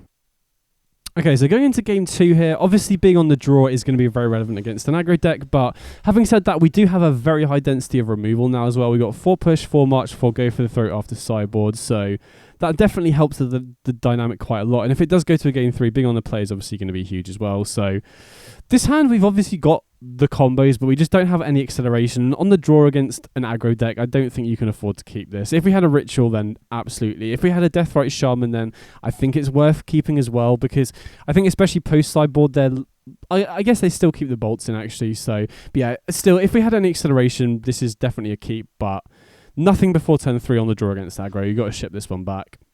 This one's a little bit awkward, but I think against Zoo, I'm happy to keep this because we have early interaction, we have discard spells. All we need to do is find a Necropotence off the top, or Preacher is another card that would be really nice in this sort of spot. Interact, keep them off the board, and then use Preacher to start snowballing advantage. And we've got 3 fetch lands as well, which obviously isn't ideal for our life total, but that does mean that we're likely to be able to crack at least one of these for the Surveil land, which can hopefully help us find a card like Necropotence or a card like Preacher. So obviously going to lead on the Inquisition here. They do have 2 Veil of Summers in the sideboard, which is worth noting, but I still think it's absolutely worth just jamming here. If they have the Veil, then that kind of sucks, but it's only a 2 of, and if they don't, then this is really good. We get to take away their most problematic card, and then we've got push and go for the throat for any creatures that they follow up with. And again, I think this kind of hand highlights that the Surveil land is really important at just getting you, towards your gas, like a Necropotence or a Preacher of the Schism. Just that turn earlier is really useful. So I do have the Veil of Summer here, which, you know, obviously kind of sucks, but I still think it's just correct to jam the Inquisition there regardless. But I don't feel too bad about this spot. We have guaranteed answers for the next 2 creatures that they play. And then, like I said, you know, we've got the next couple draw steps. We've got the Survey land to try and dig towards something as well. And so, yeah, as long as we don't just completely flood out here, I think we've got a decent spot, especially because they didn't have a creature on turn 1. So opponent in the tank here on turn 2. Looking at their sideboard again, I don't think there's anything we really need to be too worried about. They've got Roiling Vortex, which can apply pressure to our life total, which is obviously relevant against Necro opponents itself, but outside of that, there's nothing too specifically. They're not running anything like Pithing Needle that's like very effective against our proactive game plan. And stuff like Roiling Vortex can actually backfire if we had a fast Sorin. You know, I think that's one of the other nice things about this deck as well. The 2 angles of attack are very different, right? They require very different answers, if that makes sense. So here I draw a Hive and I go for Fatal Push. I'm not sure why I didn't go for the Throat there, to be honest. Because it's more mana efficient, and the advantage of going for the Throat there is that we can potentially go like Demonic Shooter into Fatal Push if we happen to draw that off the top. So I'm not 100% sure why I went for the Fatal Push there over go for the Throat, especially because I'm going to go for a Hive over a Surveil land. They do have the Roiling Vortex, but we don't have we don't have Necro opponents, so we don't have to worry about that. And now we've got Vein Ripper. I'd be very, very happy to find a Sorin here. And, you know, Vortex deals damage to both players, and they're already down to 13. So there's a chance that we could potentially get to a point where we can just attack them down with Hive of the Eye Tyrant as well. So very slow start from the opponent, which is I'm very happy to see that. So we're going to Surveil here, and ideally Sorin is the best draw, but we do find the Necro opponents off the top, so I do have to think about this one briefly. I think it's just correct to just go for it, though. Obviously, Necro opponents alongside a Roiling Vortex is going to deal a lot of damage to me over the course of the game, but, you know, we just need some way to pull ahead, and if we can find a Sorin off the top of Necro opponents here, that completely undoes the life loss that we've done, right? We can potentially start draining them again, you know, and there we go. We find the Sorin off the top, so... and then we can obviously plus the Sorin to give the Vein Ripper lifelink, which then completely swings the life race back in our favour as well. Obviously, they can shut off the life loss with the Vortex, but they're already at 12 as well, so we can potentially just win that race anyway. So again, you know, we do need to be wary of our life total, especially against the Tribal Flames Lightning Bolt deck, but I feel like we're definitely in the driving seat in this spot anyway. So opponent in the tank here... I guess the card I'm most scared of here is probably Breakout, right? Because they can potentially get a Carver or a Nashiba Brawler in play with haste, but we have March of Wretched Sorrow here, so even if they do... I mean, I guess the awkward thing if they hit a Carver off Breakout was that we would have to exile 3 creatures to hit it, and if they have a Stubborn Denial... whatever their counterspell is, like I can't remember the name of that one, but if they have that, that's a real blowout as well. So I cracked the Fetch here, which... I guess it doesn't really make too much of a difference. Maybe I'm supposed to wait on that, though. But I think I'd like going for March here, because if they have the counterspell, I would much rather them use it here, because then we can go untap Sorin into Vein Ripper and go for the Throat the Lurrus, which, you know, immediately drains them for 2. Whereas if we wait until our turn, there's a chance that they counter the Go for the Throat, in which case they can recast the Carvey, which is really bad for us. So here we go Sorin, minus, get the Vein Ripper in play, and then go for the Throat. And now I feel like we're in a really good spot. Obviously, we still need to be very wary of Tribal Flames and Lightning Bolt. The other really nice thing here as well is that, you know, they don't have mana open to activate the Vortex to deny them the life gain. And I absolutely punt the game here. So I think in this spot, with Vortex in play, it's completely reasonable to just not activate Necro. My thoughts were, I want to activate Necro in case they go creature into Tribal Flames on the Vein Ripper, but I don't want to go low enough where I'm dead to Tribal Flames plus Lightning Bolt, so I'll go to 9 and then they can only deal 8 damage. But I completely forget the Vortex is in play here. So if I was going to draw off the Necro, I should have just drawn 2 and been at 10 life, so that they can go, even if they go Tribal Flames Lightning Bolt, and the chip damage from Vortex, we can just attack for lethal the next turn anyway. So I think, first of all, you could not activate Necro, then you'd be soft to creature into Tribal Flames on the Vein Ripper, which I think is okay. You can probably then just attack with Hive. So I think not activating Necro there is a completely fine play. But if you're going to activate Necro, you go to 10, not 9. I just completely missed that the Vortex was in play. So they do have Tribal Flames Lightning Bolt, and we end up losing this game, which is a complete punt on my part. Like, that was our game to lose. There was, we really should have just won that one. So again, I should have either not activated Necro or just gone down to 10. So unfortunately, just completely punted that game, which was just completely my bad. I just forgot the Vortex was in play. So regroup for game 3. Being on the play here is obviously a very big deal in the aggro matchup. And again, the really nice thing about this deck is that going into a new game, especially if you're on the play, you always just have a chance of just opening the nuts as well. So I think the opponent tanks a little bit about sideboarding, so I'm just going to edit to the start of the next game. Okay, so going into game 3, obviously being on the play is going to be very relevant here. Not only because we're against an aggro deck, but also because turn 1 Dark Ritual into Necro is so much safer if the opponent doesn't have Stubborn Denial available. So this hand, again, we're missing top end, but we have turn 1 Deathrite Shaman, we have Fatal Push and Go for the Throat. We can also crack this Polluted Delta for the Surveil land to try and find a Necropotence or a Preacher, for example. So against the aggro deck, I'm pretty happy to keep a hand with 2 removal spells, and turn 1 Deathrite Shaman, also just at worst going to be continuously dealing chip damage to the opponent as well, which is pretty nice. So again, this kind of highlights why I like this deck. You don't need to just hard mulligan for the broken Dark Ritual stuff. If you know the matchup, you can just keep a hand with the relevant interaction and just play the game normally, and then you'll eventually just draw into your top end stuff and you can just win the game that way as well. So opponent leads on Sacred Foundry, presumably for a Lightning Bolt to take out the Deathrite Shaman, which is fine. Obviously, keeping the Shaman would have been nice there, but not the end of the world. So ship it back here. Again, we've got the Polluted Delta here to be able to find the Surveil land. Especially nice if we can find a Necropotence off the top. That would be the ideal scenario here.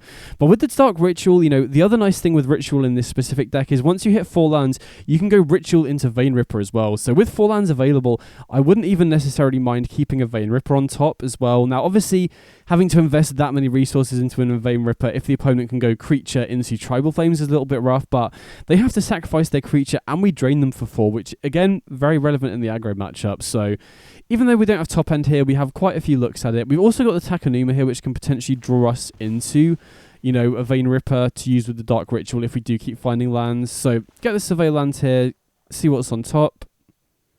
And we hit an Inquisition, so I think I end up binning that because we just want to be looking for top end, I think, at this point. We could have obviously used the Inquisition there, but again, the opponent's been slow to develop to the board. They could very well be holding on to a Veil of Summer here, which is kind of my read, right? If they're not playing creatures, they must have the counterspell, they must have Veil of Summer here, so I don't really want to potentially waste a Surveil and waste my turn going Inquisition and then just cracking a fetch into a green land and using Veil of Summer. Again, they could obviously just have Blademasters here as well, which is the other thing that I was kind of getting a sense they could have.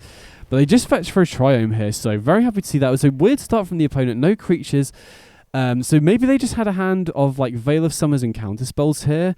Just looking at this sideboard again, I'm not sure what else they could potentially have it. I guess the other thing is they could also just have a bunch of burn spells, or they could potentially be waiting to try and go creature into their counterspell the same turn, right?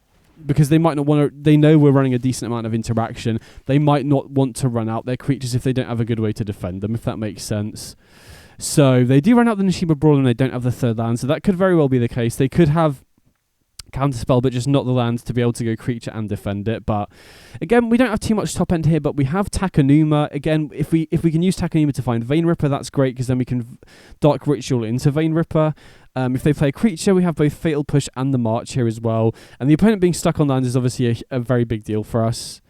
Unfortunately, we don't have a second Surveil land. There are a few spots where I've wanted it, but as we saw from the game where we had, Dark Ritual, Necro, having a Surveil land in your opening hand in spots like that just isn't worth it. I don't think you can afford to go lower than... I don't think you can afford to go above one Surveil land in this sort of deck. So Takenuma here, we have the nice backup that we could just get back the Deathrite Shaman, even if we fail to hit anything better, like a Vein Ripper would be the most ideal one here, I guess. Sorin doesn't really do anything here, but it does then make our future top deck slightly better. And then we find Necro off the top, which is sick. We don't really have to worry about them having the counterspell because we can pay 1. They have no creatures in play. I think at this moment I'm probably just checking their sideboard to make sure there's nothing else that they are running. I'm also debating whether to go for Dark Ritual here or not, which I think I like going for Ritual here because it doesn't really matter we're losing a resource in our hand if we're getting it back off the Necropotence. And this also then means that we have more mana available to be able to go Deathrite Shaman into a removal spell as well. So here we can go for Deathrite Shaman, and then again, even though this is a matchup where we need to be wary of them going Tribal Flames face like they did last game, I think I'm pretty happy just going draw 5 here, because even if they do go Tribal Flames face, especially because they're choked on mana, we can just march our own Deathrite Shaman if we absolutely need to just to gain a bunch of life back. So I like going draw 5 here, and I feel like we're in a really good spot. I wonder, I'd be interested to see what the opponent's hand is here. If I had to guess, it would either be multiple burn spells or 2 mana creatures and the counter spell. Because I think it makes a lot of sense, especially against an interactive deck, that they would want to be able to go Carvu with the counterspell to back it up and then start attacking in for 5. But yeah, either way, very happy to see a slightly slow start. Even if they did have early creatures though, we've been holding this Fatal Push since the opening hand. I think we had good answers even if they did have a slightly faster start. And then they tear us under the Necro, which I'm actually very happy about. Well, not very happy about, but like, it means that we could just get our draw step back. We don't have to invest any more life into the Necro, which makes us more weak to Tribal Flames and Bolt. The fact they bolt our Deathrite Shaman also means that's less damage going face. And now, even though we've used up the Dark Ritual, obviously if we'd saved the Dark Ritual, we could Ritual Vein Ripper this turn, but, now we naturally have 6 lands anyway. We can just hard cast it next turn anyway. So I feel pretty good about this spot. Again, very wary about Tribal Flames and stuff like that, but opponent's stuck on 2 lands. We're going to be casting a Vein Ripper next turn, and there's literally nothing they can do about it. They're not running any hard counter spells or anything like that. So yeah, I feel pretty good about this spot. They do find the 3rd land, so now they can potentially go 2-drop into counterspell to back it up potentially, but we have double Fatal Push here, so even if they do, we can guarantee keep their creature off the board. And then they'll be fully tapped out going into our Vein Ripper turn as well. So they do go for the Nishiba Brawler, and obviously they have a blue mana open, so it's pretty obvious to me that they have the counterspell here. But that's not an issue. Okay, they do have the Stubborn Denial. I keep forgetting the name of it for some reason. And then we can just push the Brawler. I think I like waiting, though, because we have enough mana off the Deathrite Shaman to go Vein Ripper into Fatal Push while they're tapped out. And then we also gain life back off the Vein Ripper here. So Dark Ritual is another interesting draw here. We could potentially just use that up straight away, which I think I like doing because there's no real... I don't think we're going to get any more use out of Dark Ritual this game. And now we can also use the Deathrite Shamans... plus the mana we have available just to march to kill the Brawler, which also gains us 3 life back, which is pretty huge. Now, the downside of doing this is it then means we don't have a removal spell available in case the opponent goes, for example, Ragavan into Tribal Flames on the Vein Ripper. If we'd use the Fatal Push, then we can potentially keep the march to kill a Ragavan to stop them killing the Vein Ripper. So I think that's a consideration potentially. But while they're tapped out, that just gains a ton of life. We're potentially representing 4 damage each turn off the Deathrite Shamans. We can start attacking with the Hive as well. And so, yeah, I think either way, I feel pretty good about this spot. And now the game is completely out of reach for Tribal Flames and stuff like that, right? We're at 16, so we don't really need to worry about that sort of stuff. So they cast a Carvu.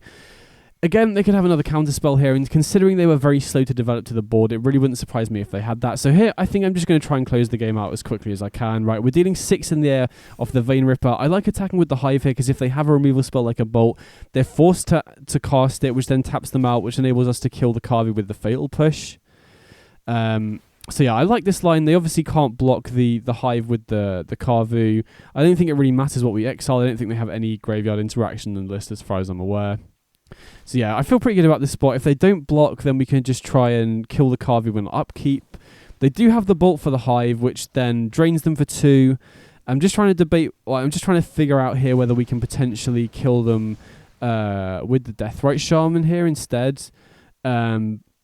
But yeah, we can just Fatal Push the Carvu, puts them down to 7, puts them down to 1 off the Vein Ripper, and then we can just activate the Shaman to get black mana, and then activate the black mana to drain them. So starting off 2-0, and Zoo is a tricky matchup sometimes.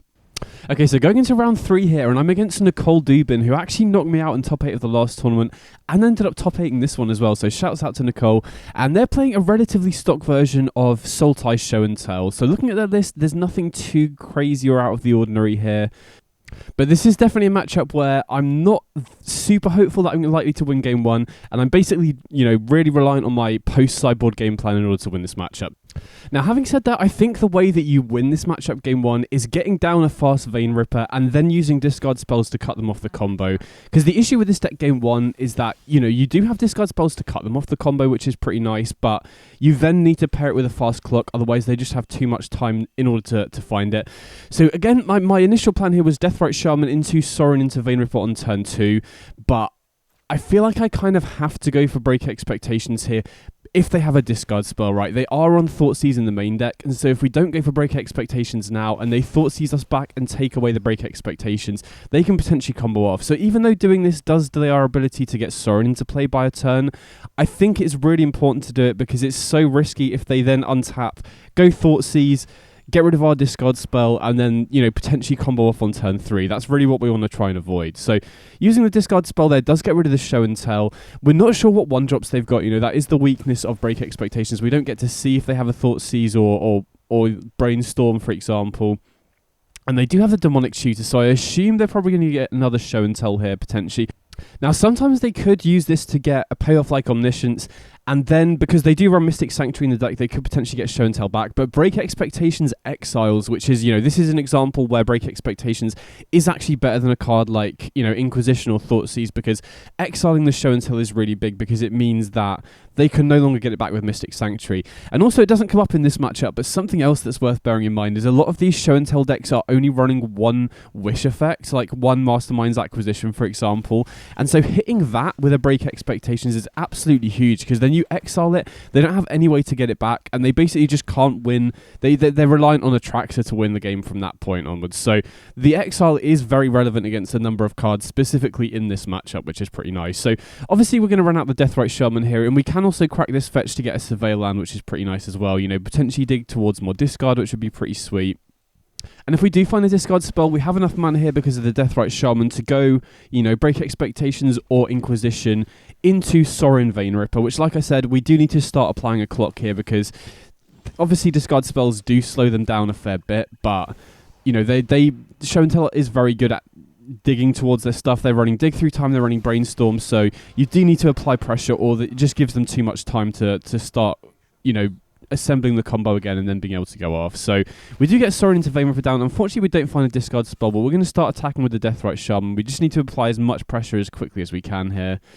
And drawing Fatal Push here is obviously, worst draw in the deck because it literally does nothing in this matchup. The only creature that they're running in the main deck is Atraxa, which it doesn't hit at all. So again, game one is definitely an uphill struggle in this matchup. I do feel like these sorts of starts are the way that you beat Show and Tell, but you are kind of reliant on them not drawing particularly well, right? If they find a Brainstorm or a Dig Through Time, that is a very easy way for them to get through this. The fact they're using Born Upon a Wind now is pretty nice, but, they're essentially against a mono-black deck. They don't need to be winning at instant speed because there's basically nothing our deck can run that can, answer or kill Omniscience on the stack. So here we're basically just hoping that it takes them a while to assemble the combo, right? We have got them on a 2-turn clock from this point, but without any more discard spells, we don't really have any further way to, slow their ability down to assemble the combo. And like I said, they've got Brainstorm, they've got Dig Through Time, so even though we're in a reasonable spot, and I do think this is the sort of way that you do beat Show and Tell, I'm not super optimistic. Again, if we draw another discard spell here, I think that would have made a huge difference. They do go for Dark Ritual here and assemble the team, so they've already used Demonic Tutor, I assume, to get a Show and Tell. So now assemble the team is probably going to find either an Atraxa or an Omniscience. If they find an Atraxa here, I do think we have outs. If they put Omniscience into play, I guess it depends on their follow-up, but we'll have to see. So they do have the Omniscience, which is rough. We do get the Preacher in play, but it doesn't really speed up our ability to clock them anymore.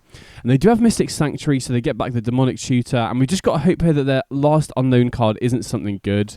But they do have the Dig Through Time, which is, pretty much guaranteed that they're going to be able to win this turn, right? They can Demonic Tutor for anything they want. They can Demonic Tutor for Atraxa or another Dig Through Time. So I think the opponent's basically guaranteed to win at this point, but we'll make them play it out, obviously. First of all, because, sometimes they could get very unlucky. If they did get an Atraxa or a Dig Through Time, there's always the outside chance they've just got a bunch of lands in the top 7 cards of their deck.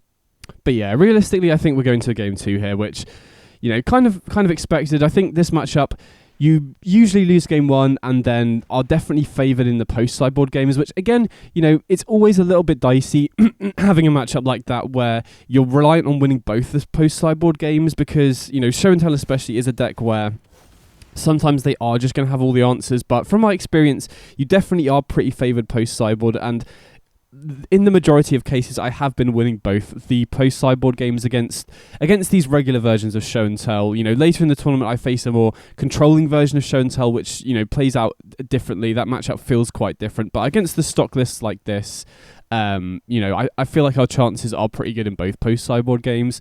So here, in the moment, I'm really surprised. They go for Serra's Emissary here instead of Approach of the Second Sun, which actually gives us an out, because if we can find March of Otherworldly Light... Oh, sorry, no, March of Wretched Sorrow, we can answer the Serra's Emissary, which then, you know, gives us a way to win. They still have 2 Omnisciences in play, so I'm still not confident that we would win, even if we did find that. I spoke to Nicole after this, and they just said that they misclicked in this scenario. They meant to get Approach, but they got Serra's Emissary instead, which makes a lot more sense. I was kind of confused why they did this in the moment, but... You know, I did think, okay, I actually have an out here potentially. But again, you know, they still have assembled the team in addition to the Serra's Emissary. So even if we can find a March, I think there's still a good chance they're just going to be able to combo off and get Approach anyway. So we don't find a March off the top, but we do get a free draw off the Preacher here. So I think I'm going to play the Takenuma, attack with the Preacher here, and just try and find a March to take out this Serra's Emissary. And I think I'm going to wait on the Sorin activation, because if we do draw a March, we can then sacrifice the Preacher to deal 3 damage to the Serra's Emissary, so we don't need to exile as many cards from our hand in order to kill it. And we don't draw the March, but we do draw the Necropotent, so this could be the out that we're looking for. This is actually probably the best possible draw in this scenario. So again, what I'm going to do here is sacrifice the Preacher to deal 3 damage to the Serra's Emissary, so we don't need to exile as many cards for the March. And then I'm just going to activate Necropotents until we go down to 1 life, completely refuel my hand, and my goal here is to hopefully find 2 Marches, and then not only can we take out the Serra's Emissary, but we could also take out the Atraxa here as well, which would be pretty huge. Now, Nicole did point out after the game as well that if I can take out the Serra's Emissary, I likely win this game if I can exile their Mastermind's Acquisition from the graveyard before they can get it back with Mystic Sanctuary. Because like I said with the Break Expectations line, they're only running 1 Mastermind's Acquisition. So if we can get rid of that, their only win condition from that point onwards is Atraxa, which, you know, Atraxa is a pretty good win condition, and our only real out to Atraxa is either killing it with March or blocking it with a 7/6 Vein Ripper, which we can set up with this Sorin here. So that is another potential line that we could go for. But if we are going for March this turn, we don't have enough mana to activate the Deathrite Shaman for the exile, the graveyard ability anyway, right? We need an extra black mana in order to do that. But either way, our first priority here is getting March into my hand. And we've got a lot of looks at it. I mean, again, ideally, I'd love to find 2 Marches, because we're going to fill our hand with a bunch of black cards here, you know, most likely. Very unlikely that we draw that many lands off this. So first March is critical to surviving here. If we don't find a March, we're just dead to the Emissaries, because they've named Creature, right, so they can just attack for lethal. We can't block anything. So we need to find the first March, and we haven't found it so far. I'm starting to sweat here in the moment, drawing a bunch of lands, but we do then find the first March, and then immediately find the second March as well, which is huge. So now we can kill both the Serra's Emissary and the Atraxa, which is huge. So because we use the Sorin ability, we only need to go X equals 4 on this first March, so we don't need to exile as much, which then enables us to have enough black cards in our hand in order to kill the Atraxa here. So first March here takes out the Serra's Emissary. So now we can actually potentially win. Again, you know, with 2 Omnisciences in play, this still definitely doesn't guarantee the win at all. And then with the Vein Ripper trigger on the stack, I'm going to kill the Atraxa here, because I guess it doesn't really matter now the Serra's Emissary's down here, but definitely going to take out the Atraxa while we've got the opportunity. Now, if I did have a spare black mana here, I definitely think there's a consideration to using the Deathrite Shaman ability instead, to exile the Mastermind's Acquisition and leave them reliant on Atraxas as their only win condition. You know, it shuts them off, then grabbing Approach of the Second Sun here. But because we don't have a spare black mana, we definitely want to take out the Atraxa before we discard the hand size here, right? This is the big advantage of using March. We can exile a bunch of excess cards from our hand, kill the Atraxa here, and then we're good. So we could have obviously exiled a little bit more, but I don't think that's really going to matter. We're back at 15 life against a deck that is only going to be applying pressure to our life total if they get another Atraxa in play, which isn't going to be their priority here, right? They're just going to try and set up Mystic Sanctuary, get back the Mastermind's acquisition, and then go for the approach of the Second Sun. So again, I mean, to be honest, you know, this game, we should have lost already. And we still are probably unlikely to win because they have 2 Omnisciences in play, and we've already seen them use an Assemble the Team last turn as well. And they didn't cast anything off the Assemble the Team, so I assume they used the Assemble to find a Mystic Sanctuary here, or a fetch land to get a Mystic Sanctuary. Otherwise, they probably would have just cast what they got off the Assemble the Team, so we're still probably going to lose this game. And to be honest, if Nicole hadn't misclicked, we would have lost already. But, you know, it's always interesting to find the out in situations like this. You know, where we were able to take the Ceres Emissary out, which is, you know, obviously gave us a potential chance here. But yeah, now they've got Atraxa, they find another Atraxa, and they're obviously going to get the Masterminds off the top. So now they're going to go Masterminds, grab Approach, and then use either another Atraxa or a Dig Through Time in order to find the second approach here. But I wanted to wait to see the approach first, because they did obviously get Ceres Emissary off the first one, so I was just wondering if they were going to grab something else off this one. So yeah, they do win game 1, which kind of to be expected. But post-sideboard, we want to bring the Roiling Vortexes over the Fatal Pushes. Fatal Pushes does nothing in this matchup. And then the other card I'd like bringing in here is Go for the Throat over March of Wretched Sorrow. So Roiling Vortex is obviously our main counterplay to Omniscience, and then both March and Go for the Throat obviously answer the Atraxa. The big advantage of March is it gives us more life to be able to go off with Necropotence, but obviously against the Show and Tell deck, they're not going to be applying any pressure to our life total until they get an Atraxa in play. And Go for the Throat is a much more efficient answer, right? We don't need Necropotence, we don't need a handful of black cards in order to cast it. Again, I think against a deck like Show and Tell where they don't apply pressure to our life total, we don't really need March for the life gain in the vast majority of scenarios. So I actually like bringing Go for the Throat just because it's a much more efficient and easy to cast answer to Atraxa, because March only works as an answer to Atraxa if you have cards in your hand that you can exile, which only really happens when you have Necro. So here we can't keep a one lander, unfortunately, but this hand I'm very happy to keep, right? The way that you win this matchup, well, Necropotence is one of the most important cards in this matchup because it allows you to draw a bunch. You know, like I said, Show and Tell is a deck that just doesn't apply any early pressure to your life total, and so it helps you draw into the Roiling Vortexes so that you don't lose to the Show and Tell itself. So here, like I said, Necropotence is such an important part of our game plan, and obviously Brainstorm will now allow them to kind of fix their hand in a way, but Necropotence is such an important part of our game plan. Like I said, I don't want them to just open with a Thoughtseize, get rid of the Necro, and then we have no way to draw into the Vortexes. Obviously, we drew a Vortex off the top, which is pretty nice, but, you know, next time we can just go Necro, draw a million, don't have to worry about the opponent pressuring our life total. Then we've got the Roiling Vortex in hand, and the other nice thing about Necro in this spot, we obviously know they have the Atraxa, and so if they did, you know, go for Show and Tell into Atraxa, the Necropotence will also hopefully help us find Go for the Throats as well. So if we can find Roiling Vortex and Go for the Throat, we basically have outs to whatever they play regardless, which is basically what we're trying to set up here. So going to run out the Polluted Delta as well, because if we draw multiple Roiling Vortexes, being able to hardcast it is really nice. So we're going to obviously grab the Surveil land, which can tap for red, allowing us to hardcast the Vortex. And even if we don't draw multiple Vortexes, we can potentially put Vein Ripper into play off the Show and Tell once we have a Vortex in play, because Vortex shuts off their ability to combo off, right? They would need something else to be able to combo off. So they Besage the Necropotence, which I'm completely fine with, because we can just activate it a bunch in response. And in most scenarios, I definitely think it's worth overdrawing against Show and Tell, because you really want to find that first copy of Roiling Vortex. However, with a Roiling Vortex already in hand, I don't actually necessarily need to overdraw too much, especially because they're killing the Necro, right? So we're going to have our draw step back next turn anyway. And we obviously off the Surveil there, we know we're getting our second Roiling Vortex. And here we've got 3 Roiling Vortex and Go for the Throat. So we're pretty much sorted here, right? We can discard a land, we can hardcast a Roiling Vortex next turn, we can go Vortex, Ritual, Preacher if we wanted to, and then we can get, put a second Roiling Vortex into play off Show and Tell if they cast that. We've got the Go for the Throat here already for the Atraxa as well, which is pretty nice.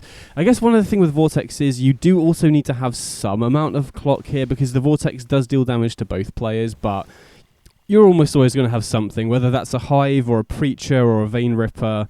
And like I said, the only way they're applying pressure is with the Atraxa, and we already have the Go for the Throat. So I initially go for the Throat straight away, but I believe they've only just played the land for the turn, so I'll let them pick cards off the Atraxa first, and then go for the Throat the Atraxa, because me killing the Atraxa could potentially change what they pick, right? It gives them more information, or it gives them better information when they're picking what to use here. So they do find a Corrosion Grip, which is obviously an answer to the Roiling Vortex, but we've got backups in hand, so I'm definitely going to just play a Vortex into a Preacher here. Don't necessarily need to use the Ritual. We can potentially use that to maybe activate both Hives on future turns here. So now we've got 2 Vortexes in play, and a Preacher and Hives here, which can apply even more pressure. We could also potentially use the Ritual to cast Vortex and attack with Hive in the same turn here. So this is what I mean. Against the regular versions of Show and Tell that aren't running, you know, that are more focused on comboing and aren't running as many ways to interact, you can really just shut them off the combo, because one Vortex, they have to find something like a Corrosion Grip or a Boseiju in order to answer. When you have it in multiples, it's almost impossible for them to beat at that point. I mean, again, they can obviously win with Atraxa, but first of all, Vortex can shut off the life gain, and second of all, you know, as we saw off the Necro there, you can just use Necro to find a Go for the Throat as an answer straight away. You can obviously also block the Atraxa with Vein Ripper if you can get a counter on it from Sorin as well. So we have good counterplay to both sides of their deck, if that makes sense.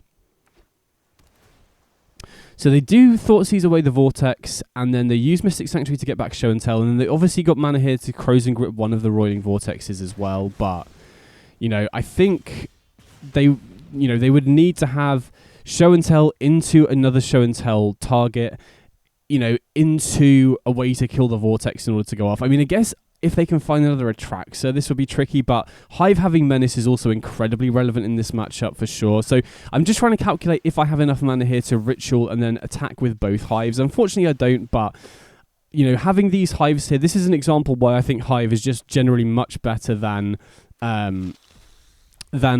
Castle Lochthwain in this deck, because even if they do go Show and Tell Atraxa in this spot, we can just Hive and attack around it.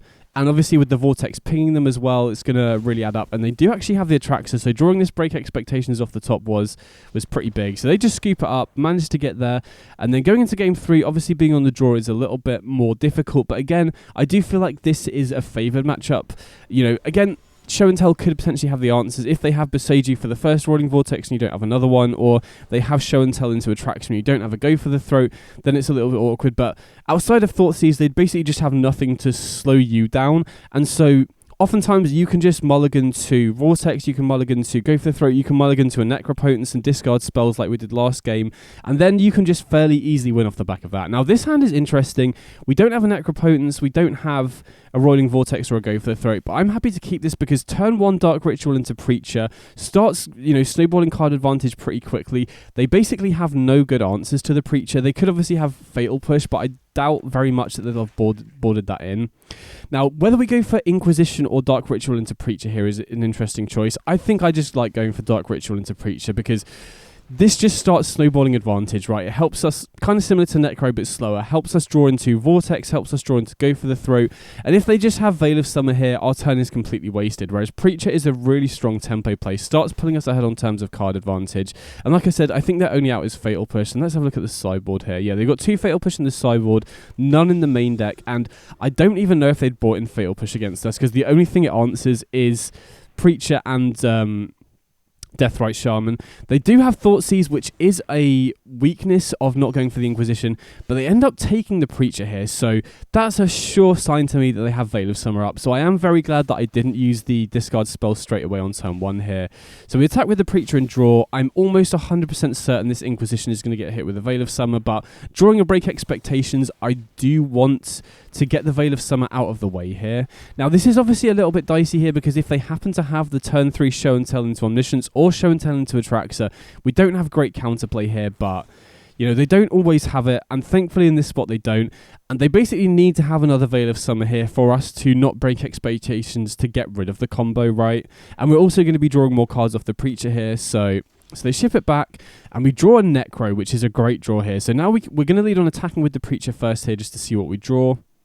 But now, because of the Deathrite Shaman, we have enough mana to be able to go Break Expectations into Necro, draw a bunch, hopefully find ourselves a Roiling Vortex and a Go for the Throat to cover both our bases against whatever they happen to have. So they crack the fetch here, just got to hope they don't have a Veil of Summer. Because if we can break expectations, keep them off the combo, and then draw a bunch off the Necropotence, I think we'll be in a really good spot.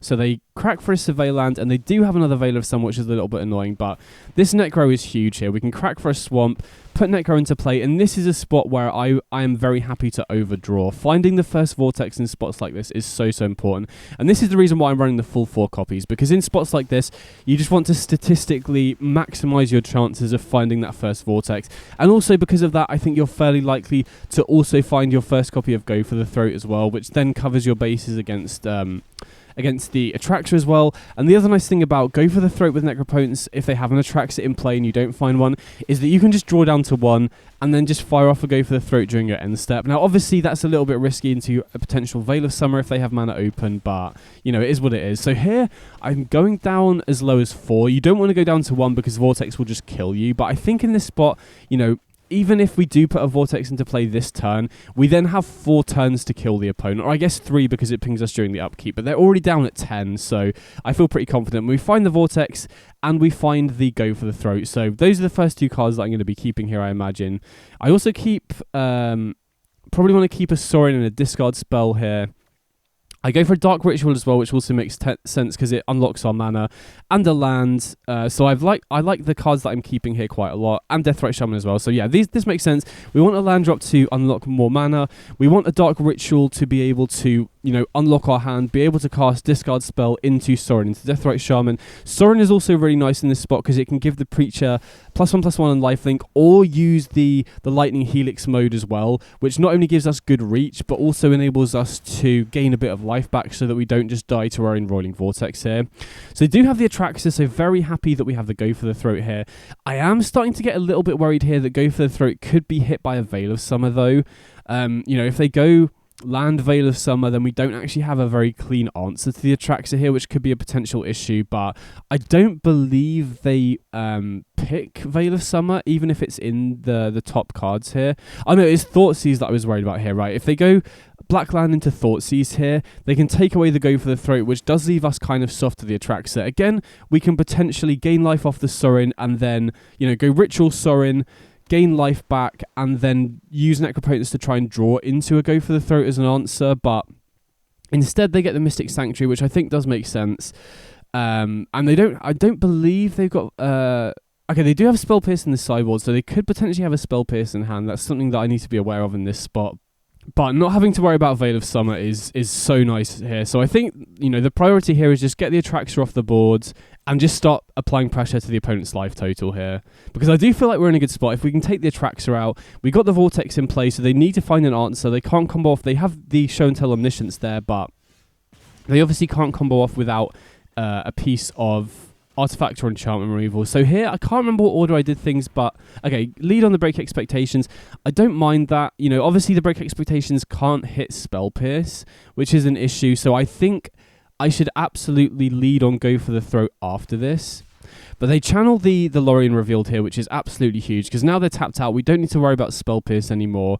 So now we're clean to just go for the Throat, cast the Sorin, and then we can either put a counter on the Sorin, or sacrifice the Vampire token to Lightning Helix the opponent. So here I think we should take the Omniscience, right? If they had just one dig through time, that could be a consideration, but by taking the Omniscience, we basically force them to find both a Show and Tell and a payoff to be able to combo off here. So now we can go for the Throat, and it looks like I'm just going to go for the Lightning Helix mode, which I think I like a lot more. I think the key here is just to put them low enough, because they're out in this spot is to assemble Show and Tell plus Atraxa, and by putting them down to 5 here, we basically guarantee that we can win this turn. They did grab a Ginger Brew, which, off the spell book, which can potentially apply pressure to our life total, but we're back up to 6. We don't really need to worry about that, to be honest, I don't think.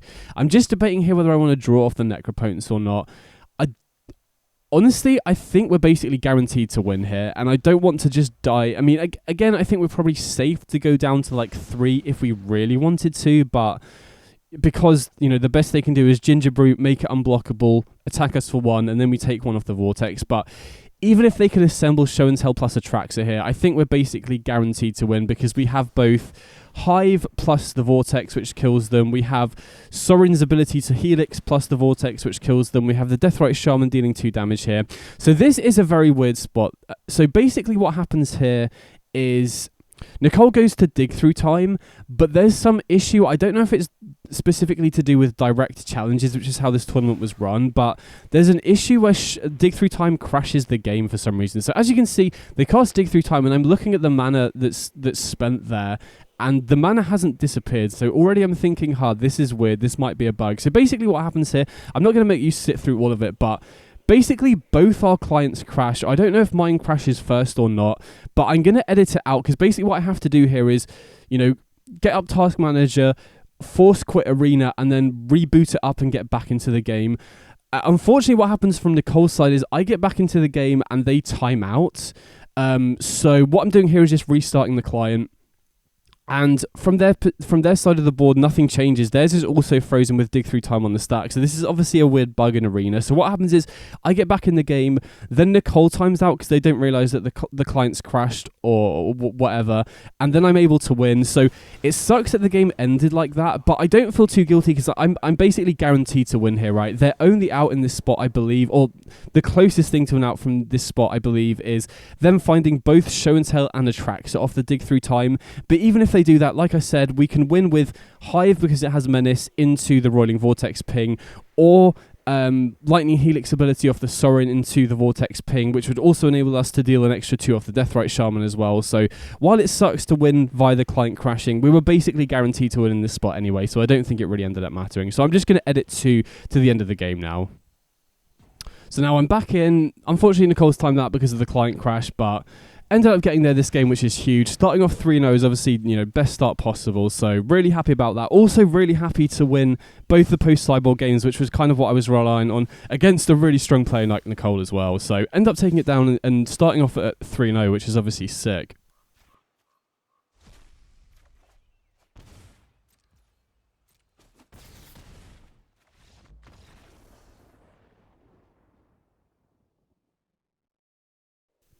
Okay, so going into round 4, and I'm against Jack Torrance, who actually ends up taking down the whole tournament, so shouts out to him.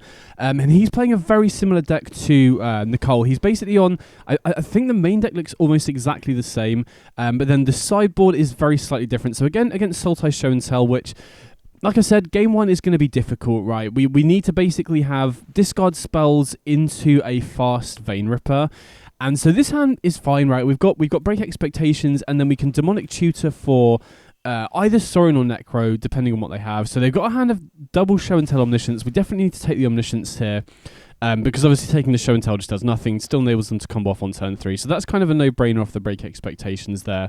And then here, I think, it depends what we draw for the turn, but I think I like going Demonic Tutor for Sorin, because there is a chance that their hand doesn't have anything else going on, right? I think it's feasible for the Show and Tell player to keep a hand of double Show and Tell Omniscience and not much else. Again, Break Expectations doesn't see the 1-drops, so they could very well have Brainstorm, which would be really rough for me. But from the information we have, I think our best chance of winning this game is probably going Demonic Tutor for Sorin, get Vein Ripper down on turn 3, and then just put them on an immediate 3-turn clock. I mean, again, not super reliable, especially because of how much digging power that the Show and Tell deck has access to, but so they get 50 feet of rope, which is obviously, I think, one of the worst cards off the spellbook, so they must have had a pretty poor options there, which is obviously, good for us.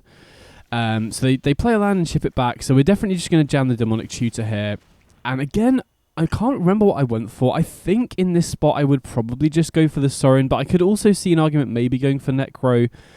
The issue with Necro is it kind of takes up our entire next turn, but the argument for going for Necro is if we can find more discard spells off the Necro, we can potentially cut them off the combo, then draw into a Sorin to go for Sorin plus Vein Ripper, because we already have the Dark Ritual here. So I think it's close. I don't mind going for Sorin here. I think going for Sorin relies on getting lucky a little bit more, right? We have to rely on them not having many ways to find the combo quickly, whereas Necro is slower but a bit safer. But honestly, I think in this matchup game 1, you have to throw caution to the wind a little bit and just go for the higher upside play, I think. So I think I prefer going for Sorin here and just hoping that they take a while to assemble the combo. But having said that, they do have... Well, I guess the other thing is, with 2 show and tells in hand, all they need to do is find a payoff, right? Either an Omniscience or an Atraxa. And so for Demonic Tutor into Necro to be useful, we would need to draw 2 discard spells to get rid of both show and tells. If they were only on 1 show and tell or just 1 Omniscience or something like that, then I like going for the Necropotence line a little bit more, because all we need to do off that is find 1 discard spell to cut them off the combo. So here, unfortunately, we do draw a Sorin off the top. So had we gone for the Necropotence, we would have had access to both. But again, you know, that shouldn't really factor into the decisions because we didn't know that we were going to draw the Sorin in this spot. So I think, specifically because they had double show and tell here, I think I prefer going for the Sorin. Does rely on us getting a little bit fortunate. You know, it does rely on them having a slow hand, but you know, higher upside play that we just put them immediately on a 3-turn clock here. And having said that, we do get to search for a Surveil land here, which then potentially allows us to dig towards a discard spell. You know, if we can find another Breaking Expectations and cut them off their top end card, then that'll be pretty nice as well. But again here, I think our only real hope is to just, you know, clock them, hope they've got a slow hand and can't assemble the combo very quickly. So we do draw an Inquisition off the top, but since they have that double show and tell, that doesn't really do all that much, right? I think the best we can hope for is that they wouldn't fire off a Brainstorm when we get to take one of their cards that can dig towards their top end. But, you know, if they do have a Brainstorm or something like that, they're just going to use it in response. So I fire off the Inquisition, and I actually think this is a mistake. I think what I should have done this turn, because Inquisition essentially does nothing, as I just mentioned, right? If it takes a show and tell, then it doesn't really do anything. What I should have done instead, especially because of dig through time, right? Show and tell also fuels their graveyard for potential dig through times. What I should have done here is cast the second Sorin and plus Vein Ripper again, turning it into an 8/8, which would then put the opponent down to 11 instead. And then I can attack for 8 the following turn, and then sacrifice the Vein Ripper to Lightning Helix the opponent. So that would not only speed up our clock by an entire turn, but also have 1 fewer card in the graveyard for them to use with Dig Through Time, which is a card that I thought they could potentially have in this spot. So again, you know, like I said, I wasn't playing particularly well. And in the moment, after I cast the Inquisition, or I think even straight after I attack with the Vein Ripper, I realised that I should have gone for that line instead. I remember thinking in the moment that that was a misplay. So I'm not sure it really ends up mattering here. Oh, again, this happens again. Same thing with Nicole. There's the bug where the client freezes, so I'm just going to edit out because I have to reboot the client to get back into the game here. Okay, so I'm back into the game, and I think Jack had to restart his client as well. It's kind of fortunate that we did a direct challenge with no timer, because I think in this spot he could have potentially timed out, which would again been a really bad outcome. We probably have had to restart the game.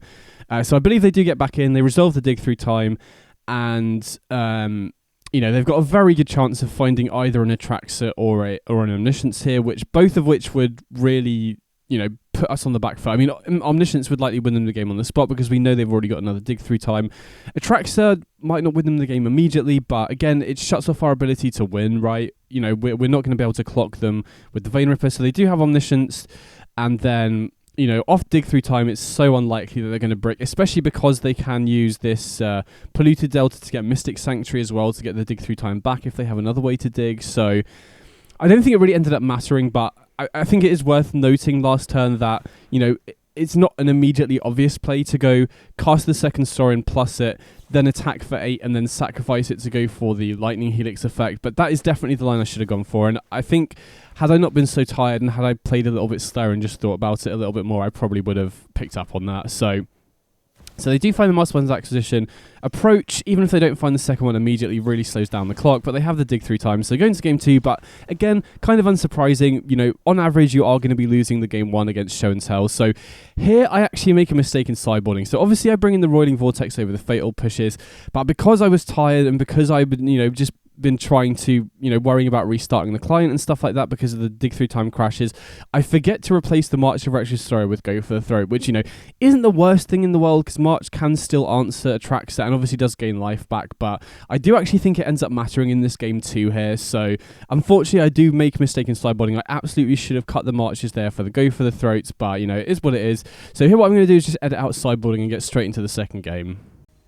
So going into game 2 here, I do think we now have the upper hand because of the Roiling Vortexes. And looking at Jack's list, they are running 4 copies of Crows and Grip in this sideboard, so they do have quite a few ways to answer it. But again, it's expensive, right? Crows and Grip being 3 mana does mean that if they don't have it off the Omniscience, it's going to be really difficult for them to cast that and still develop as well, because 3 mana is a lot for the Show and Tell deck to just hard cast manually, if that makes sense. So this hand I'm very happy with, right? We got Termine Inquisition, we don't have to worry about Veil of Summer, which is really nice. And they have Crows and Grip double assemble the team, and I think, obviously there's an argument to taking Crows and Grip because we have the Vortexes here, but taking Assemble the Team seems really nice because it means that they need to find both of their combo pieces now, right? If we leave them with 2 Assemble the Teams, they can, fairly consistently just use one to find Show and Tell and the other one to find a payoff. Now we take one of the assembles and they have to find Assemble plus another card to help them find it. So here, we do see that they've got to dig through time, and we can obviously take it with the Break Expectations. But again, this is another spot where Break Expectations exiling the card is very relevant. So not only does Break Expectations taking the Assemble the Team cut them off a turn 2 play, but exiling also means that that's not a card in the graveyard for them to get to dig through time. So it's going to take them longer to set up their graveyard for dig through time as well. So I'm feeling pretty confident about this spot now because we can now go Necro on turn 3. I don't believe they've got many ways to stop it. They don't have any Spell Pierce in the 75, so we don't need to worry about that. They are running Thoughtseize, though. So if they do draw Thoughtseize off the top, that's going to be a little bit annoying, but we have the Demonic Tutor here for, to be able to find another Necropotence if we wanted to get that. And again, we can just use Necropotence to overdraw, find ourselves the Vortex in hand, hopefully find ourselves, we don't have the Go for the Throats in the deck anymore, so we have to rely on March of Wretched Sorrow, which is a little bit more awkward to do, but hopefully find both of them, so we just have an out if they do manage to assemble their combo. So we're going to use the Surveil Land to, smooth the top of our deck, and we find a Roiling Vortex, which is huge. Finding the first copy of Vortex is so big in this matchup. So now we're going to go for Necro, and even though I've got the first Vortex, I definitely think it's correct to overdraw here, because finding it in multiples when the opponent already has a Crows and Grip is pretty important, and we also want to try and find a March if possible to answer a track. So now again, this kind of highlights why March is worse than Go for the Throat in this matchup, because the advantage of March is it obviously gains you life back, which then enables you to activate Necro more, but when the opponent isn't applying a pressure to your life total, that's not really too relevant in this specific matchup, and March requires either much more mana or a bunch of extra resources as well, so this kind of highlights why Go for the Throat is much better. But I draw 9, which I think is pretty reasonable, especially when we when we already have the first Vortex. If I didn't have the first Vortex, I could see maybe even going higher than this potentially, but we get to draw a bunch, and, we've got the Vortex here already, so we're just trying to look for a backup one that we can potentially hard cast. Obviously, ideally, we'd like to find something like Ritual into Sorin so we can get the Vein Ripper down as well and start applying pressure here. And then, obviously, we'd like to find March as an answer to Attractor as well.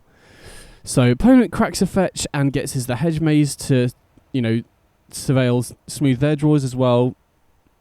And the Surveil Lands also seem very, very important from the Show and Tell side, particularly against the discard spell decks as well. Obviously, it's great for them getting an extra card in the graveyard when they have a dig through time in hand as well. So, very nice utility off the Hedge Maze there for them. So we start drawing off the Necro, and we do find another Roiling Vortex, which is huge. We find a land, a Ritual. We find a third Vortex, which is huge. And we do find a March here, which is nice as well. Now, I think this is a spot where having March instead of Go for the Throat matters, because I believe I end up discarding a Vortex to hand size here because I'm worried about having enough black cards in hand in order to use March to be able to kill a Traxxer.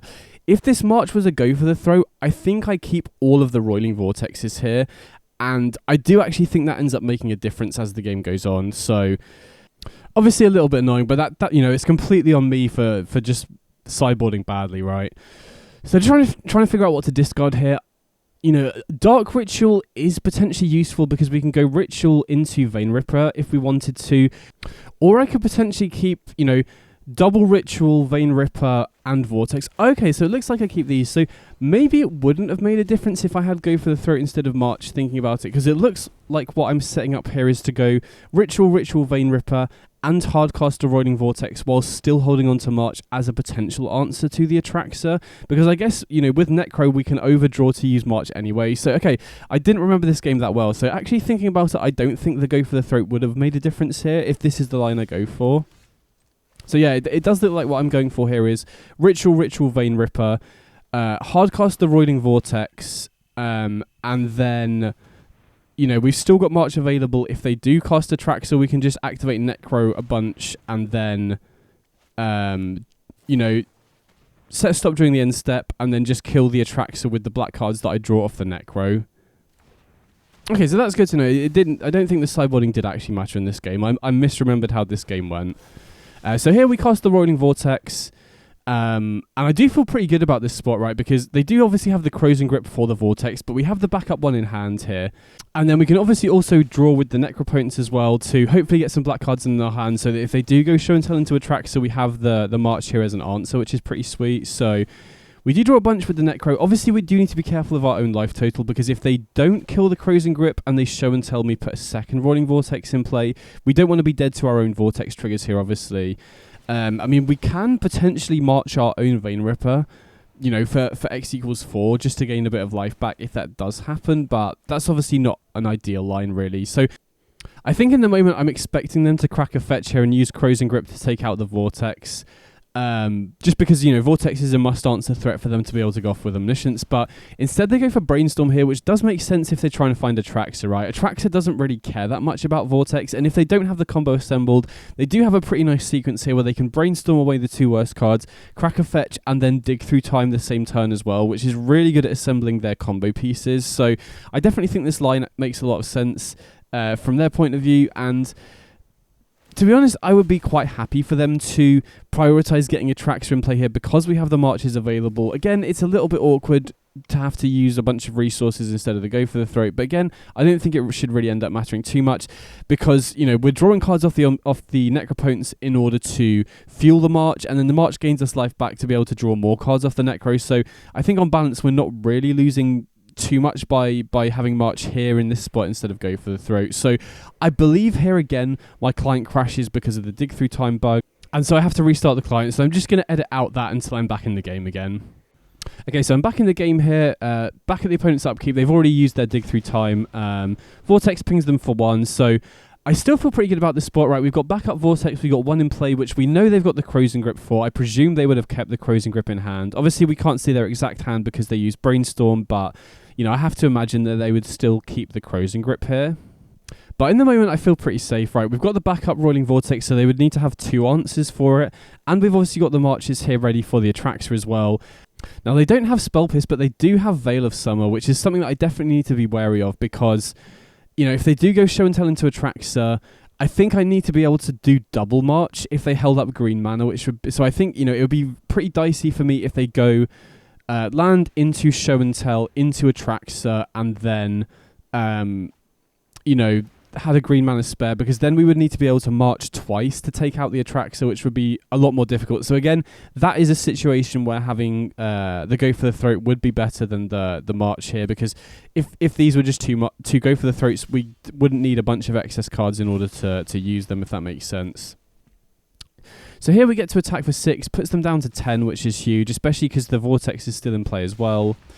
And then I choose to go Preacher into Deathrite Shaman. So this is a spot where if I had kept the extra Roiling Vortex, I would have hardcast it and had a spare 1 in hand, which would be relevant going forwards, I think. But having said that, the way I sequenced this, I wouldn't have been able to get Vein Ripper in play alongside the Roiling Vortex the same turn and had a removal spell in hand, right? You know, we kept a hand off the initial Necropotence with 2 Roiling Vortex, 2 Dark Rituals, a land, and a removal spell. And in order to have kept the 3rd Vortex, I would have either had to delay Vein Ripper a turn, delay Vortex a turn, or not had access to a removal spell, which would then leave me soft to Atraxa. So here they go for the Show and Tell, and I actually think I make a mistake here. So I completely forget that they have a Crows or they very likely have a Crows and Grip in hand from the Brainstorm earlier. So they Crows and Grip the Vortex, and I can't respond to the Crows and Grip because it has split second. So that kills the Vortex. In response to the Demonic Tutor, I now use March to kill my own Deathrite Shaman, which then puts a Vein Ripper trigger on the stack to deal the final 2 points of damage.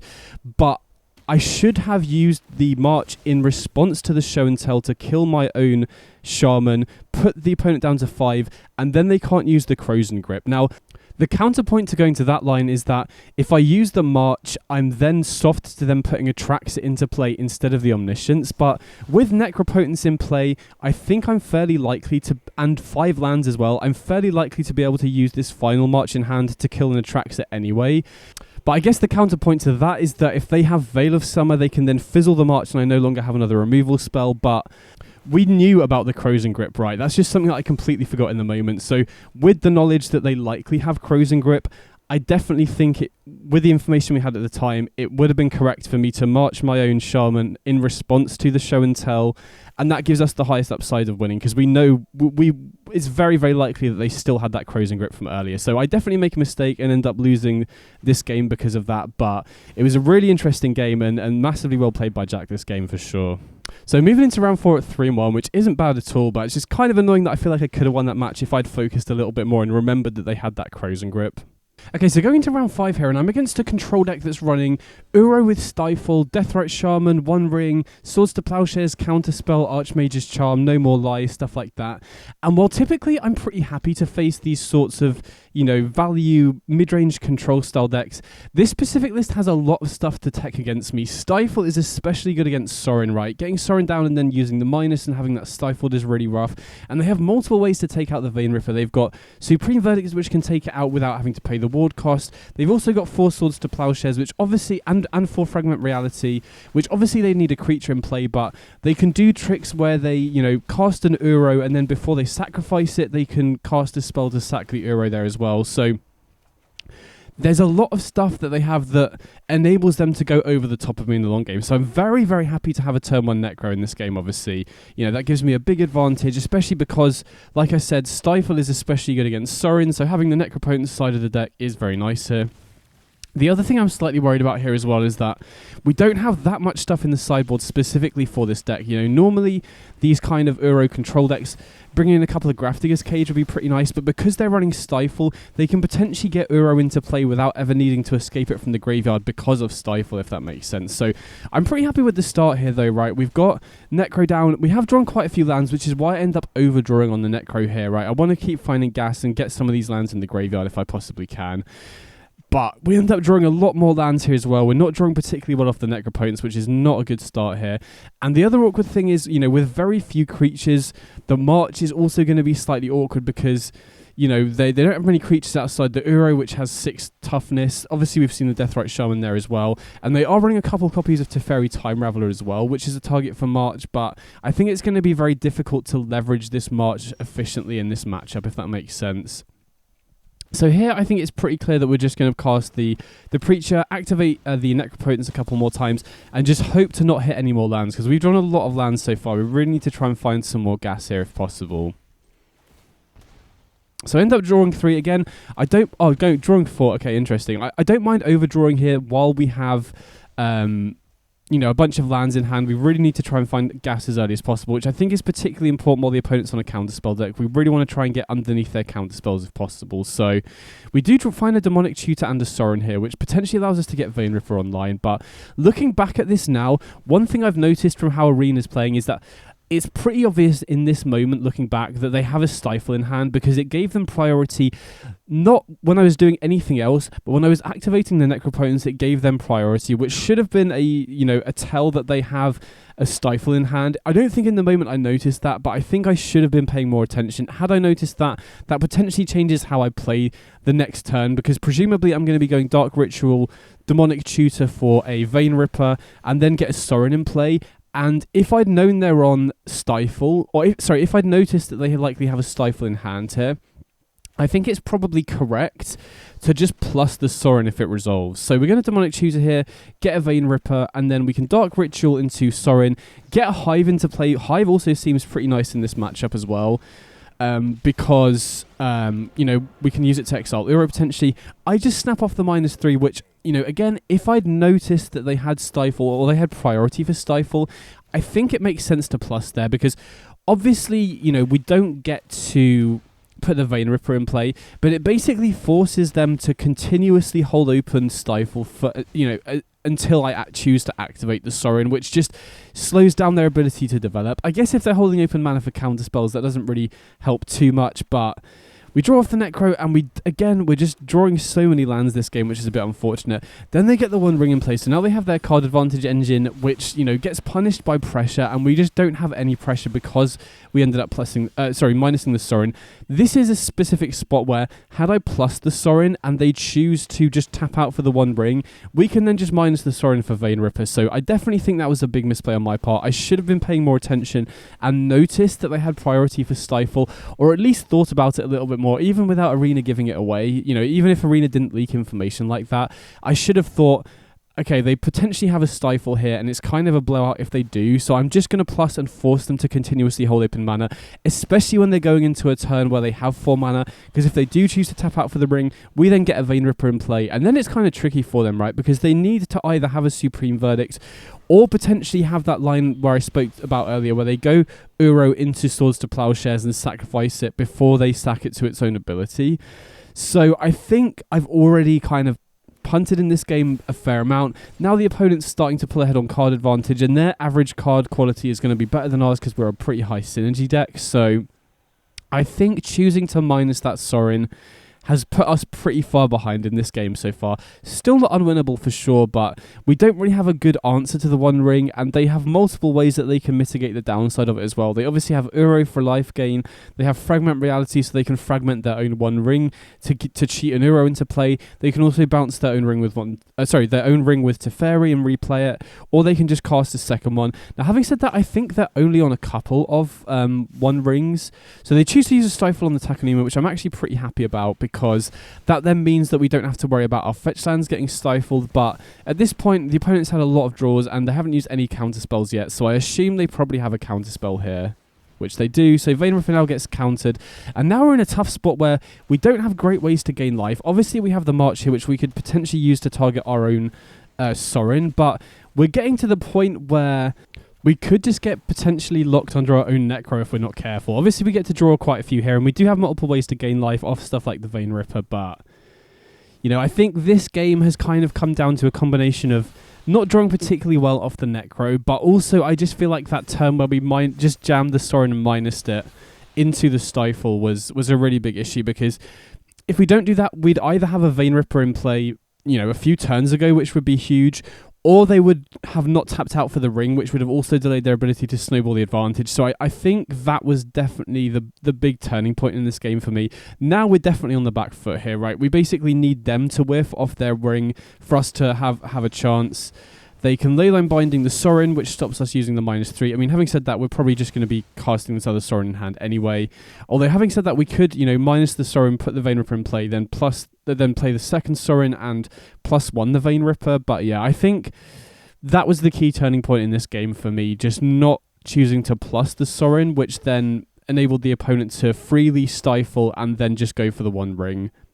Because like I said, if we get Vein Ripper down early, they need to find an answer, which is tricky because they're not running many creatures, so if they don't find a Supreme Verdict, they don't actually have a good way to kill Vein Ripper once it's in play.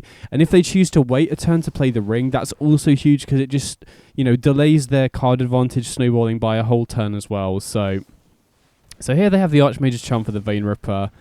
And now we're really in trouble, right? We have very little going on. We've got Sorin and no vampires. We've got March and no targets. We do have Hive of the Eye Tyrant, but at this point, I'm pretty sure that we're basically just going to lose the game. Now, I do go through the motions here, so I might just edit this video until the next important bit that comes up.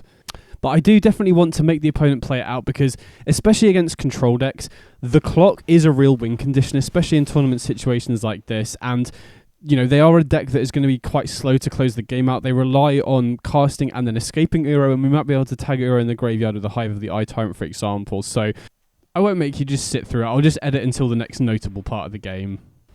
So here it's a few turns later. They've basically they've drawn a ton of cards off the ring. They've cast a fairy to bounce their own ring so they don't die to the burden counters. They've then escaped an Uro. I tried to fire up a Hive to exile the Uro and attack down the Teferi, but they had a Stifle for it. So now they just ship it back. And now my only real solution is to try and attack with the Hive. They probably kill it, in which case we can trigger Revolt and try and kill Uro with the Fatal Push. I assume they're going to have like a Swords to Plowshares here or something like this. I presume they let me attack to deny me a mana here, which makes sense. Okay, they fragment reality before I attack, which does give me an extra mana, but I guess with Teferi in play that doesn't matter because we can't play anything at instant speed here, right? So we do trigger Revolt, which then enables us to go for Fatal Push. We know they've got a counterspell in hand, so it's just whether they think that we've got something better that we're trying to bluff here. They do end up countering the Fatal Push, so here we can march for X equals 4 here, right? And then we can try and take out the Teferi and then gain life to draw off the Necropotence to try and draw another Fatal Push during the end step to kill the Uro, but unsurprisingly they have another counter spell, so just going to go to game 2. So that game, I think, just came down to the Sorin turn. I'm not sure we would, we're definitely not guaranteed to win if we do that play, but I definitely think it gives me a much better chance. So sideboarding against control is tricky, especially against this particular build, because, Grafdigger's Cage as a 1 or 2 of would normally be good against Uro, but because they're running Force Stifle, I think it's pretty likely that they're going to be able to get Uro, to stick on the battlefield without needing to escape it from the graveyard. So again, we don't have too much targeted stuff for control because we do have a bunch of discard spells which are normally pretty good. We do have the Rotting Vortex, but I just don't think that's hard castable off just a single Raucous Theatre. I do like the Ashiok though, especially against a deck like this that's multiple colours, because that just gives us another really solid turn 1 play. If we can go Dark Ritual into Ashiok, especially against this list that's not running any way to directly kill Planeswalkers, that can just completely lock them out of the game because their deck seems very reliant on fetch lands. So I like the Ashiok here. And now I'm just debating on whether I want the Grafdigger's Cage or just a couple of copies of Fatal Push. And I think because they're on Force Stifle, Grafdigger's Cage just isn't really going to be good enough. I could maybe see an argument to running it as a one-off because, you don't want to draw the second copy, really, but having the first copy does mean that if they have Uro without Stifle, that they can just get it out of the graveyard. But, they have so many ways to assemble both of them that they're going to be able to get their Uro into play without it, I think. And so we ship it back. I do think that this matchup is going to be tricky specifically because of stuff like Stifle.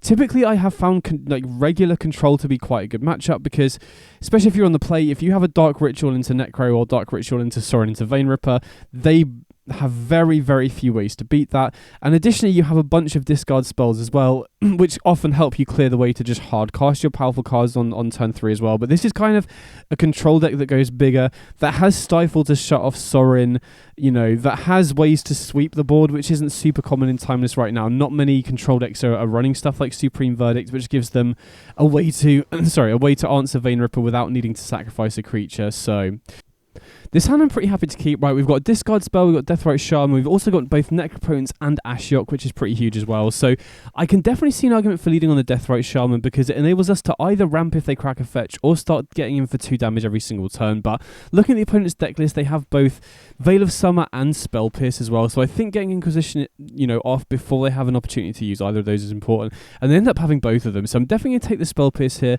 Veil of Summer is only really relevant for discard spells, which we don't have any more of. And we really want to try and resolve a Necropotence or Ashiok on turn 3 if possible. So very happy that we led on that. Now we can go for the Deathrite Shaman. And this is pretty nice because if they crack a fetch and they don't use the Leyline Binding to take out the Shaman, we have enough mana to go for our turn 3 play straight away. Now, it's going to be a little bit awkward if they do have a removal spell for the Shaman, whether they crack for a Triome here and use Leyline Binding for it, or whether they draw like a Swords to Plowshares or a Fragment Reality off the top.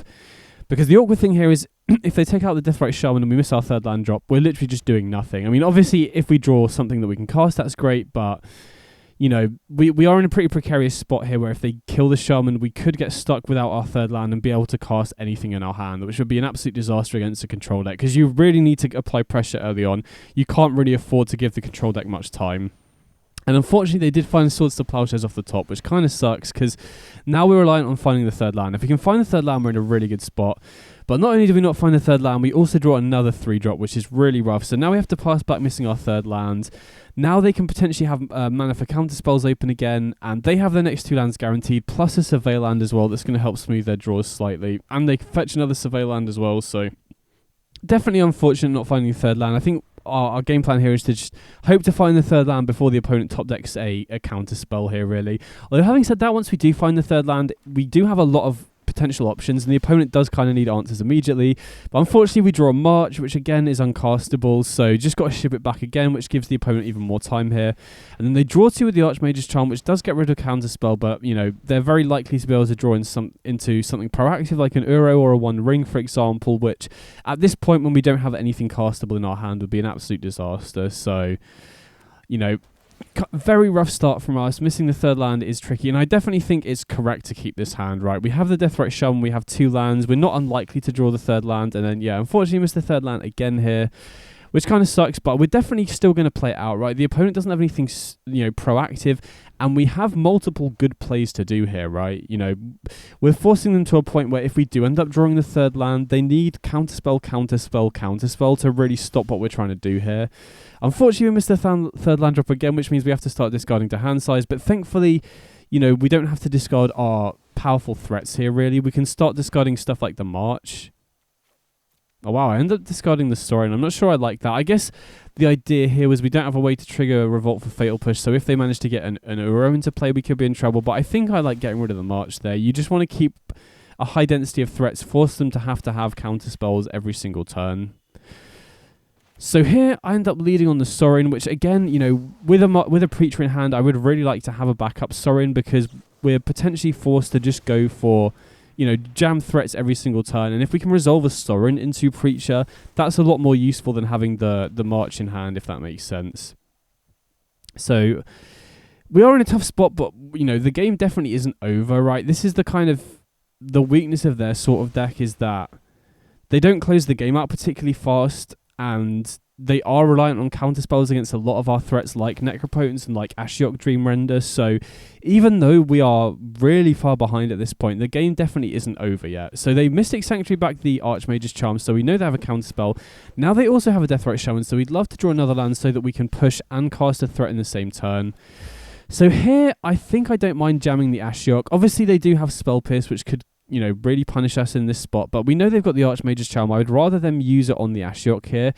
And then this does, obviously we know they've got the Leyline Binding as well, so they could end up binding the Ashiok, but basically the way I see it, we can use the Ashiok to empty their graveyard, which makes Uro a much worse top deck unless they have a Stifle straight away. And this probably does demand an answer at some point, because it takes them 5 turns, or I guess 4 if we activate it, turns to kill it with the Deathrite Shaman. So this is either going to bait out an Archmage's Charm or a Leyline Binding, both of which I would be happier for them to use on an Ashiok than something like a Necropotence or a Preacher of the Schism, if that makes sense. So this is kind of playing a threat that will cause them problems to force the action, if that makes sense. So they end up drawing 2 off the Archmage's Charm, so I assume they're either going to use another counterspell on the Ashiok here, or potentially just Leyline Binding it next turn. This is kind of the other big problem in this spot. They have so much more mana than us available, so they can pretty freely just use Leyline Binding next turn and still hold interaction up. So I'm definitely going to minus here, exile the graveyard before they can use the Leyline Binding on the Ashiok, and then, you know, that means they're empty graveyarded, so even if they get an Uro into the graveyard, they have to rebuild. We also got rid of one of their Uros, and if they did choose to just ignore the Ashiok, which, you know, is a reasonable line I think they could take, we could potentially just exile all of their Uros and make it really difficult for them to actually close the game out. Or, you know, I'm expecting the game to go long. We could also potentially deck them out if they'd ignored it as well. So at this point, I think I want to just keep jamming Preachers until, you know, we can then cast Necro as the last card, or if they end up tapping out, for example. So Preacher, they obviously do have more answers to. So they go for the swords here. I'm not sure why I'm cracking the fetch now. I think it would... Oh, I guess... yeah, I think if it's better to do Fatal Push on the Deathrite Shaman during their upkeep, so if they want to counter it, it taxes their mana during their turn. But I think I definitely should have waited until their upkeep to crack the fetch if I was going to do that, because if they have Stifle for my fetch land, again, I would much rather them spend that mana during their turn. So that was just another mistake where I thought I was going to push during my end step and then realised that it was the incorrect time to do it. So again, if I'd been focused a bit more and not been so tired, I'd have hopefully realised that at the time. So we push, and they do activate the Deathrite Shaman, which puts us down to 19. Not really a big deal, right? You know, we're still at 19, we've still got the Necro in hand. That's not really going to impact our ability to to draw out of this with Necro. So they have another Deathrite Shaman, but we draw an Inquisition, which is pretty nice. So now if we can get rid of a counterspell, we can potentially resolve Necro here, which would then give us a way back into this game that I thought looked completely hopeless when we kept missing the third land drop. So we Inquisition here. They're obviously thinking about casting something in response. And they do end up using counterspell and Inquisition. And I think at this point, I like just jamming the Necro, right? They've used a few counterspells already, and if they don't have a counterspell here, this is our way back into the game. And if the longer we wait, the more opportunity we give them to draw into more counterspells. And also, you know, even if they do counter the Necro, we still have the Preachers here as somewhat of a follow-up. So now I feel like we've actually got a chance in this game that, if you know, a few turns ago looked absolutely hopeless. So we get the Necro online. They do use Binding on the Necro, which I think if they were going to do that, they should have done it before the end step, because now we can activate Necro again, and we won't get these cards until our next end step, so we won't have to discard the hand size. If they'd chosen to use the Leyline Binding before my end step, then activating it any more times would force us to have to discard a bunch to hand size. So especially because we're tapped out, the opponent definitely should have used the Leyline Binding before the end step there. But now we get to draw a bunch, we can potentially get back into the game here. But unfortunately, we don't draw another land, which is, you know, very rough when we have so many cards in our hand now. So we're really getting choked on mana. And then the opponent does find a One Ring. So now they've got their card advantage engine online. Now the game is going to be, you know, less forgiving. I think the reason why we had a chance in this game was because they didn't have an early Uro. They didn't have an early One Ring. So they didn't really have ways to snowball the game very much. Now they've got a One Ring in play. The opponent has, you know, a really good chance of getting back into the game here. So I'm going to pass back, and I think I'm going to use March during the end step here, because we don't want to have to discard to hand size, really, if we can avoid it, right? And also, we do want to be able to deal with this Deathrite Shaman, particularly as we're down to 10. We are essentially on a 5-turn clock with this Preacher. Now, I think there is a reasonable chance they could have a counter spell here, but, you know, I think it's much better to just fire it off now. They didn't have a counter spell a couple of turns ago when we went for the Necropotent, so they would have had to draw it in the last 3 draws. So here, I'm only going for X equals 4, which I think is a mistake here, because I end up having to discard an extra black card to hand size here anyway, even if we discard the Raucous Theatre. So I should have gone X equals 6, because it doesn't really matter when we're discarding to hand size anyway. Obviously, if this ends up getting countered, then it doesn't matter either way, but just to play optimally, I definitely should have exiled another card here as well. Not 100% sure what the best one is. Maybe another Dark Ritual, potentially, but they can counter it, or they can potentially, yeah, they end up Swords to Plowshares their own Deathrite Shaman, which I'm actually pretty happy about, because they could have obviously used that Swords on the Preacher instead. So definitely going to discard the Raucous Theatre here. We want the extra land, but we don't want it entering tapped. And then the next best one, I don't mind keeping both Dark Rituals when we are kind of choked on mana, but I think the discard spells are potentially more important here. Not 100% sure. I could see an argument to keeping one of the Rituals over one of the discard spells here.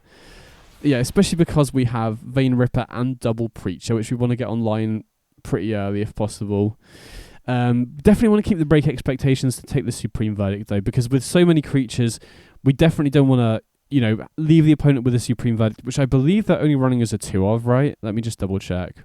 Yeah, 2 verdicts in the main, none in the side. So those are the only sweepers that they have access to. And, you know, if we leave them with the Supreme Verdict, then we're in a kind of a spot where we need to apply pressure to the board, or we're just going to fall too far behind to this One Ring. But you don't want to overcommit, because then they can just sweep everything away. So definitely going to lead on a discard spell here just to see what they've got going on. I think we definitely want to go for Inquisition into Break Expectations here, because like I said, we do want to take the Supreme Verdict if possible, or our creatures just become a bit of a liability in this spot. Although having said that, this puts us in a kind of a weird spot where we can't cast 2 creatures this turn, but I don't mind it. I would much rather Inquisition get countered than the Break Expectations, like I said, because we really want to get rid of this Supreme Verdict here. And they have a Lorien revealed, which is obviously, you know, a bit of a concern, but with the One Ring going, I don't think that's going to really make too much of a difference. And like I said, they've only got 2 verdicts in the deck, so getting rid of one of them is huge, and especially exiling it means they can't get it back with the Mystic Sanctuary either. Actually, I didn't check in the time. It'd be interesting to be able to see the opponent's exile now, but there's also a chance that we may have exiled their other Supreme Verdicts with the Ashiok trigger earlier. I don't remember if I saw it. Maybe I can look back later, but either way, I definitely think I like taking the Supreme Verdict there, because now we can freely commit to the board. Well, I mean, I guess if they have the second one, it's kind of punishing, but to win this game, especially when they've got the one ring going with the burden counters, we need to start applying pressure to their life total. And again, this is another matchup and spot where Hive of the Eye Tyrant can potentially be really good at just, forcing through damage when the opponent does end up at a low life total. So they Uro here, and thankfully they don't have a Stifle, so they do need to end up escaping the Uro. And now they're in a spot where I believe they have enough cards in the graveyard to be able to escape the Uro, but they choose not to do it, which is interesting. So here's an interesting spot. We have got quite a few options. I think I really want to try and fire up the Hive. So I think I'm just debating whether I want to Dark Ritual Hive, which then enables me to also cast another spell main phase 2, or just fire up the Hive straight away. And I think it makes sense to go for Ritual here, because if they have a Swords to Plowshares or a Stifle for the Hive, we still have another play that we can do this turn. So I think I like leading on Ritual Hive. Yeah, because they do have enough cards in the graveyard to be able to escape the Uro, so they must have some other type of interaction to just not jam the Uro. And to be honest, I think... Oh, no, wait. They don't have enough green mana. Okay, that's why they didn't escape the Uro. I was going to say I would be a lot further behind if they chose to escape the Uro here, but they only have one uncracked fetch land, and they don't have any other green sources in play, so that's why they didn't escape the Uro in this spot. So they don't have a way to stop the Hive, which is huge here. I assume if they have Stifle, they stifle the firing up of the Hive of the Eye Tyrant here. So now we get rid of Uro, which is pretty huge, because that's their main way of... cementing their position in this game. Now we can go for Demonic Tutor here. I'm not sure what I would get, but I assume... Okay, yeah. I would assume they have some kind of counter spell, because they've drawn quite a lot here, and they have a Spell Pierce for the D-Tutor, so we did unfortunately give them a use for the Spell Pierce when we do have quite a lot of lands, but I think I still really wanted to use the Dark Ritual into the Hive there, just so that we didn't completely waste our turn if they did end up having Stifle or Swords, or like a removal spell for the Hive there. So now they have a lot of resources here, but they are taking a lot of damage off the burden counters, right? They're essentially at 4 because of the one ring here. They Pithy Needle Hive of the Eye Tyrant, which is a little bit annoying, but that does then still enable us to use both Necropotence and Sorin if we end up drawing them. And they do end up finding the Supreme Verdict, which is a little bit annoying, but they don't have a counterspell or mana available for a counterspell. They're also down to 12 cards in deck as well, so we can just get this Vein Ripper in play, which is pretty sweet here. So I guess the only other decision point I've got here is whether I want to play the Takenuma out as a land, and I think I like holding on to it, right? There's very few draws at this point that would need me to have 7 mana in play, especially when they've got Needle on Hive here, and we don't have a way to answer the Pithing Needle in the deck. So now, even though the game was, felt kind of unwinnable earlier, we actually have a chance here, right? We can potentially apply pressure to their life total with the Vein Ripper here. Now, unfortunately, they do have this trick here where they have the Uro in play, and with the trigger in the stack, they can answer the Vein Ripper, but they have to use a Fragment Reality instead of a Swords to Plowshares, which does mean that there's a chance we can get a Preacher of the Schism in play off this. I mean, if we don't, we get a Deathrite Shaman, which is still not bad. But now they can potentially escape the Uro, which is a problem, right? That starts getting them life back. But they also don't have that many cards left in the deck now either. So there's also a chance, especially if they can't get rid of the burden counters on the one ring somehow, that we could also deck them out, because I think it's very risky for them to draw any more cards. And now we draw the Ashiok, so we can potentially mill them out here, right? Now, I would love to cast the Preacher first to try and bait out a counterspell, and then resolve the Ashiok to try and deck them, but because they're running Spell Pierce, I think we have to go for the Ashiok first. I would love to do it the other way around, because I think there's a pretty good chance if we cast the Preacher that they do end up countering that instead, because that, unless they have a removal spell, that forces them to block with the... if it forces them to have a removal spell or have the Uro die in combat. And if they're attacking here, they're also going to be drawing cards off the top, right? Unfortunately, they do have a Swords to Plowshares for the Preacher, and there's maybe an argument for me to hold on to the Takenuma here. The reason I played the Takenuma out was so that I could activate the Deathrite Shaman here, right? They're going down to 4. We can activate the Shaman to put them down to 2 as well.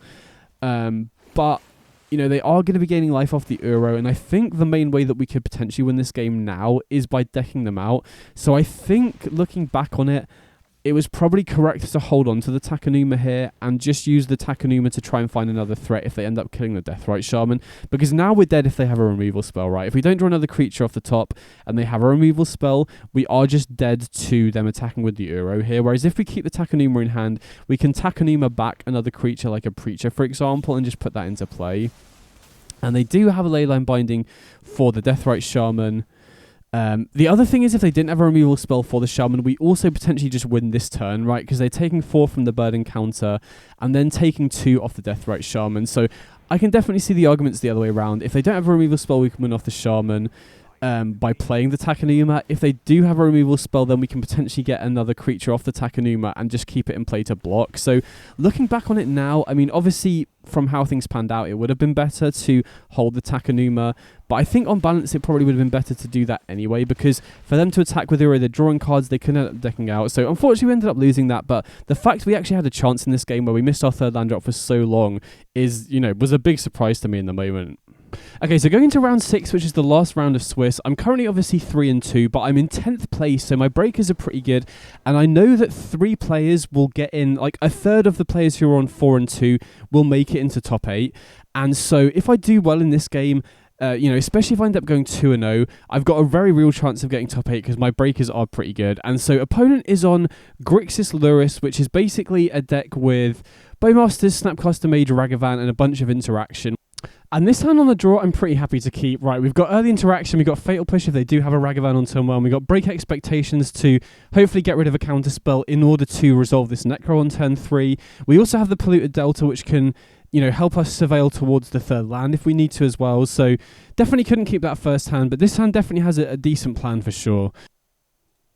So yeah, very happy to keep this one. I think I'm going to put back the Vein Ripper here. Obviously drawing a Sorin off the top then enables that as a really nice draw, but I think everything else in the hand is way more important, right? I'd much rather have more interaction, more discard spells, or more creature removal just to get to turn 3. And the Necropotence is obviously our key card to help pull us ahead once we do get to turn 3.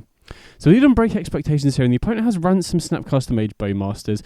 I'm honestly not too worried about the Snapcaster Mage. Typically, when you use a discard spell, it's better to take the Snapcaster Mage than an instant or sorcery, because otherwise the instant or sorcery goes to the graveyard for them to use later. But obviously, break expectations exiles. So I think I like taking the Ransom here because obviously Snapcaster Mage is going to come online at some point in the game, but I would much rather, it's not going to be until turn 4.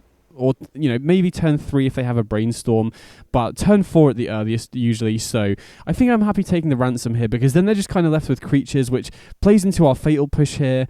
If we draw a land, we can happily go Break Expectations into Fatal Push. If we don't draw a land, then I definitely think I want to save this Delta in order to Surveil to try and hit that third land for the Necro here. So opponent just ships it back, which is, reasonable, because that means they can Bowmasters and represent removal as well. Definitely going to lead on the break expectations, because if they've happened to drawn a counter spell in the first few turns, I really want to try and tag that before, so that we can resolve the Necropotence. They do have Brainstorm, which can obviously protect their hand from the discard spell, and they are also running Spell Pierce as well, which is a card that we wouldn't get to see off the break expectations. So this is by no means a clean Necropotence the next turn, especially because they could draw a counterspell off the top, but either way, they still have a couple cards in hand for me to tag here, and I think I like taking the Snapcaster Mage, especially now they've used the Brainstorm, because now Snapcaster Mage will be online next turn if they wanted to use it to get the Brainstorm back from the graveyard.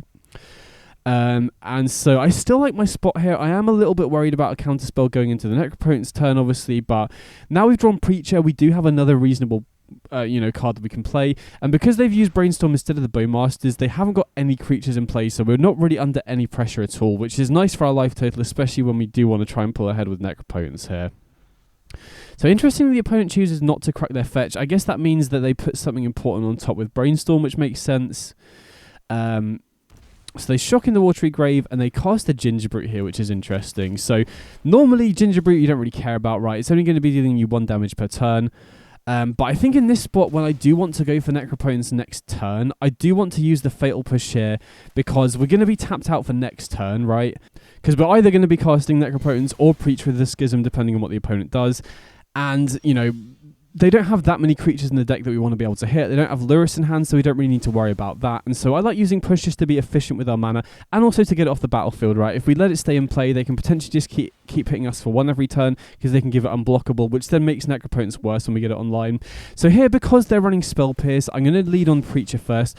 Also because they don't have that many ways to cleanly kill it, right? They have 4 Fatal Push, but outside of that, they don't really have anything. Preacher having 4 Toughness means that it can dodge Lightning Bolt, which is pretty big, so they do have the counterspell for the Preacher. which I'm actually happy for. Well, I'm happier for them to use the counterspell on the Preacher than the Necro. The Necro is the card that would really help pull us ahead, especially because they have a Bowmasters in hand, right? When we're ahead on life total, the Bowmasters does start triggering when we attack with the Preacher. So just going to jam the Necro here. Again, they could have Spell Pierce, but the alternative to not casting it is just doing nothing, right? And if they don't have Spell Pierce, we're in a really solid spot. And the longer we wait, the more likely they are to be able to draw into a Spell Pierce. So we get to resolve the Necro here, which is absolutely huge. Now we're going to pull completely ahead on terms of card advantage. I don't think it's worth overdrawing here, especially when we know they've got a Bowmasters, right? Because of the replicating ring, they can crack a fetch and cast Bowmasters this turn. But that kind of plays into our hands, especially if we end up drawing a March here. If we draw a March, this is huge because they'll be tapped out with the Bowmasters in play, which gives us a good target. If we draw a Fatal Push, then we can do the same sort of thing as well. So I definitely like our spot here. Obviously, you know, it would be a disaster if we just drew a bunch of lands, but we did draw a reasonable amount of decent stuff here, right?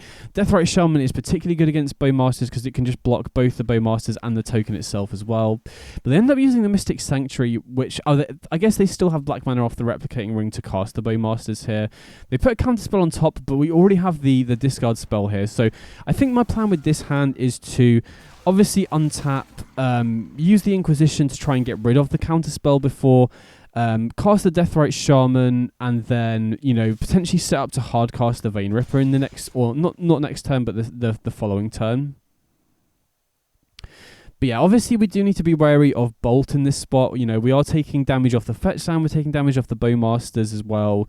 Wouldn't surprise me if they end up putting Lurrus into hand here, which they do, because they still have mana available for Counterspell here as well.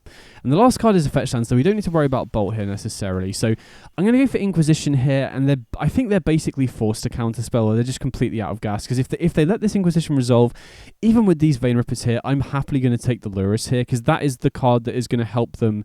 You know, that is like their card advantage engine in a way. So they do go for the counterspell here, which I'm pretty happy to see gone as well. Now we can go for the Deathrite Shaman. And now we can draw a few cards as well. And the nice thing here is, you know, we know they're completely empty-handed. So if we have a March off this Necropotence here, we can use it to take out the Bowmasters, or we can potentially wait if we want to take the more risky line, you know, hold on to it to be able to kill the Lurrus. And the reason I've kept the Bloodstained Mire uncracked here is in case we draw a Fatal Push, because we do want a way to be able to kill this Lurrus if they cast it next turn, which they most likely will, right? Because, you know, unless they draw something crazy, that's probably going to be their best play going into the next turn. So they crack for another Mystic Sanctuary and get back another Counterspell, which is a little bit annoying with these Vein Rippers in hand, but we are going to be drawing a bunch of Necropotents, and so we should hopefully have multiple plays that we can do next turn and play you know, slightly better around the Counterspell. And thankfully, we don't have they don't have anything in the graveyard to cast off the Lurrus. So interestingly, they attack with the Bowmasters, presumably because they think we might not attack because they can recast it off the Lurrus and ping and get another a mass token, but I'm happy to block here because if they do go Lurrus, you know, recast the Bowmasters, they no longer have Counterspell mana open, which is huge going into next turn because now we have Sorin. We can potentially go Sorin into Vein Ripper, and they do end up going for the Bowmasters to kill the Deathrite Shaman here. So now we have a pretty big turn next turn, right? We can go Sorin into Vein Ripper, draw off the Necropotents, hopefully find a removal spell for this Lurrus before they untap with a Counterspell here. Or we can also potentially go Sorin into Vein Ripper into Preacher, which I think I like slightly more. I guess we could also go Demonic Tutor for Fatal Push here as well, which is a line I don't think I considered at the time, but that could also be pretty good. But I like going for Preacher here because it just gets another threat in play. If they do happen to find an Unholy Heat, we still have another good blocker.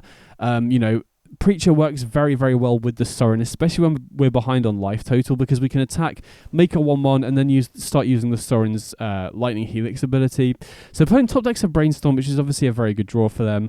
They've obviously got the Ginger Brute still in the graveyard as well, which they can not only cast, but give unblockable to be able to attack down the Sorin here, which I think is necessary for them to do unless they draw a Lightning Bolt here, because, well, even if they draw a Bolt, they should probably use Ginger Brute to attack down the Sorin and save Bolt to go face, because if they don't attack down Sorin here, we're going to get to plus on the Vein Ripper to give it, you know, +1/+1 lifelink and Death Touch, which is a 7-point life swing, which is huge. So usually against these sorts of decks, the card I would be most worried about in this spot is something like Unholy Heat, but I don't believe they're running it in their main deck, or even in their 75. They've got one copy of Bitter Triumph, but outside of that, they're just on Fatal Push and Lightning Bolt as ways to interact, so they don't really have a good way to kill the Vein Ripper. So they attack in, which I'm very happy about. They can obviously flash back the Bowmasters to kill the Sorin here, but we get, which gives them another +1/+1 on the amass token, but we get to gain or drain them for 2, which is pretty huge. They could have achieved the same thing just going Gingerbrute, give it unblockable. So, I feel pretty good about this spot. So here, I'm pretty happy to cast another Vein Ripper. I'm also considering just firing up the Hive here, I think, or potentially going for Demonic Tutor into another Sorin. We could go Tutor, Sorin, Vein Ripper, but that plays slightly more into Spell Pierce. So I think what I'm trying to do here is just calculate if Hive is the slightly, better play. Because we basically want to force them into blocks here, because then that will start to trigger the Vein Ripper. And then the other advantage of attacking with the Hive is it also cuts them off the Gingerbrute, which gives them nothing to recast off the Lurrus unless they block with the Bowmasters here. So on balance, I'm not 100% sure if going with Hive is better or not. It's much more vulnerable to both Fatal Push and Bolt, but they would need to kill the Hive before it attacks, which would then give us mana to cast the Demonic Tutor. So I think on balance, I like going for the Hive attack here, but I definitely think it's close, right? If they have a removal spell, obviously Vein Ripper is better. And if they have a counterspell, obviously the Hive is the better line there. So I think they're only, they have to block with Lurrus here, otherwise they're just dead to the Vein Ripper triggers. So Lurrus dies, we drain them for 2 off the drain. The drain on the Vein Ripper, and then they go to 2, and I think the game's pretty much over at this point. They, like I said, they've only got Bitter Triumph as an answer for Vein Ripper main deck, and that would also trigger the Vein Ripper twice if they did do that. So sideboarding here, my typical ethos in these sorts of matchups is if they're a mid-range deck that's not running blue, I like cutting discard spells for Go for the Throat. But if they're a mid-range deck that is running blue, I like keeping the discard spells in, because in matchups where the opponent is also on discard spells and they're not running counter spells, it's very likely for both players to go Hellbent, and then you're just in a top deck war, in which case the discard spells off the top are really bad. Against counter spell decks, they're much less likely to go Hellbent because they need to hold on to counter spells as interaction, so discard spells are much more likely to be live. And also, counterspells are much more effective against our proactive game plan, and so we want to be able to get rid of stuff like Spell Pierce and Counterspell so that we can resolve stuff like Necropotence or Sorin like we did last game. So just going to edit out the rest of the sideboarding and we'll get straight back into the second game. So going into game 2 here, obviously no changes to sideboard, but I do feel like our deck is pretty well set up against these sorts of decks. We're essentially a mid-range deck with a proactive game plan that just goes way over the top of the opponent. And I also feel like because of our nut draws, we often force the opponent to have to mulligan kind of aggressively, especially if they're on the play, right? I've had quite a few opponents feel like they have to mulligan to a Thoughtseize or a Spell Pierce, or they're just in real trouble to, the Dark Ritual starts that this deck has access to. So this hand is pretty interesting. The only thing that kind of puts me off it is that they're not running too many creatures, right? They've only got 4 Bowmasters, 4 Snapcaster Mage, 4 Ragavan, so there's a chance that these Fatal Pushes aren't going to be doing all that much, but if they do have a turn on Ragavan, having the Fatal Push immediately is very important. This is also a very attrition-based matchup, right? They're a fair deck, they're going to be trading resources, so you kind of want to avoid mulliganing if possible, so I don't mind keeping this one, because Deathrite Shaman is a proactive threat. Keeping Vein Ripper in hand also makes Sorin a very good top deck, and then, once we get to, we've already got 3 lands, once we get to 4 lands, it also makes Dark Ritual a good top deck. Once we get to 5 lands, we've got the Deathrite Shaman straight away. So purely because this matchup is going to be very attrition based, and because Ragavan on turn 1 is a concern, I don't mind keeping this hand because we have, interaction. And then again, they're also a Thoughtseize deck as well, so you don't really want to be mulliganing too aggressively against the Thoughtseize decks either. And then we draw a Sorin off the top, which is a huge top deck. So if we can survive until turn 3, and they don't have another discard spell, or they're not holding onto a counter spell going into turn 3, we can potentially just get Sorin Vein Ripper down on turn 3, which is going to be very difficult for them to deal with, because like I said, they don't really have, they have no Unholy Heat in the 75, they've got another Bitter Triumph in the sideboard, I believe, but if we can get a Vein Ripper into play, it's going to be very, very difficult for them to beat from that point onwards. So opponent leads on a Brainstorm here, which I'm actually pretty happy to see, because that means they don't have counterspell mana open going into next turn, and they miss their land drop, which is, obviously very rough. So they obviously kept a 1-lander with Brainstorm, hoping to find them the second land. And, at this point, I'm kind of excited that I might potentially get a free win in this, right? If they keep missing land drops and we can get Sorin down on turn 3, it's going to be really tricky for them to beat. They do have a second Brainstorm, though, so they've got another, 2 looks at this land, which is, again, very statistically unlikely for them to miss lands off that first Brainstorm, because they are running, 20 lands. I mean, still, statistically speaking, they're probably likely to find a land off that first Brainstorm. So unfortunate for the opponent, especially because it does put them pretty far behind in terms of tempo here. But I do believe they find the land this turn from what I can remember. And then I do believe they also have a Thoughtseize for the Sorin, which really, limits our proactive game plan. This is kind of the thing I was slightly worried about keeping this hand in the matchup, is that there is a chance that these Fatal Pushes aren't going to be doing something initially if they just have a lot of, filtering and interaction, but still feel like we're in a good spot, right? They've only just hit their second land drop, so play draw has basically been completely flipped around, and I think they were also on a mull to 6 potentially. I can't quite remember, but so they're the correct pick here is absolutely Sorin. Opponents in the tank here just making sure, but if they take the Sorin, we don't have a good play to go for next turn. If they take the Vein Ripper, then we can just cast Sorin anyway, and then we can just start ticking it up. So if we do draw a Vampire, we can immediately put it into play. So I think it's a pretty clear take for Sorin here, and yeah, opponent definitely agrees. We end up drawing Preacher off the top, which is a huge draw here as well, because like I said, they're not running Unholy Heat. They've only got Fatal Push, Bitter Triumph, which is only a 2 of, and Lightning Bolt as interaction. So if they don't draw a fetch land with Fatal Push, it's going to be really tricky for them to answer this Preacher. And this is just going to start snowballing the game pretty quickly. So I lead on attacking with the Preacher here, so that we can draw a card, see what we hit. They obviously do have Bowmasters, which, would trigger, but we have 3 removal spells in hand. We have the answer to the Bowmasters straight away here. So here, I definitely, I'm not 100% sure if it was a mistake in general, but I wasn't aware that the opponent was running Memory Lapse in their list. I thought their hard counterspells for stuff like Vein Ripper was just counterspell. So I thought if I just jam Dark Ritual into Vein Ripper, we're taxing their mana, forcing them to, not use stuff like Brainstorm. I completely missed they had Lapse. Lapse on Vein Ripper is really, really brutal in this spot. So on balance, that was probably a mistake. Although having said that, we are going to be drawing an extra card off Preacher every single turn, and limiting their mana to be able to dig for answers to the Preacher is why I went for that line in the first place, right? If we go Ritual into Vein Ripper and they use a regular counterspell, if they had something like a Brainstorm in hand, we're denying their ability to be able to dig for stuff, and at the moment we're basically riding this Preacher to victory, right? So I basically just wanted to stop them getting an opportunity to dig for an answer for the Preacher.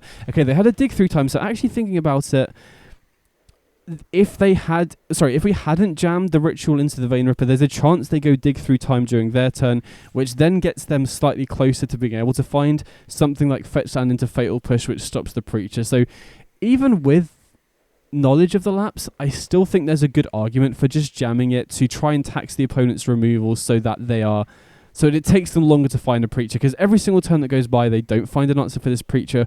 It's just going to be snowballing advantage for us, right? Their only real counterplay other than Fetch Land, Fatal Push is Bowmasters, which we have 3 answers for in hand already. So even with the lapse, I still don't know if I necessarily mind that play, right? Because we're drawing the Vein Ripper for turn and another card off the Preacher trigger. So opponents in the tank here about the dig through time, and again, I'm slightly worried that it could be the dig through time bug. So I'm considering resetting the client here, but it doesn't end up happening this time, thankfully. I think from what I've seen, it happens if you manually tap the your mana for dig through time, which is kind of awkward because a lot of the times you'll want to end up doing that. So opponent uses Pithing Needle on Hive of the Eye Tyrant, which I think is probably the correct call when they're at 8 life, but that's pretty nice because then it opens up a lot of good top decks, right? We still have Necro live if we draw that, we still have Sorin live if we draw that as well, and now we're approaching the point where we can just hard cast this Vein Ripper as well. And like I said, once that resolves, they have very few actual answers to be able to deal with it.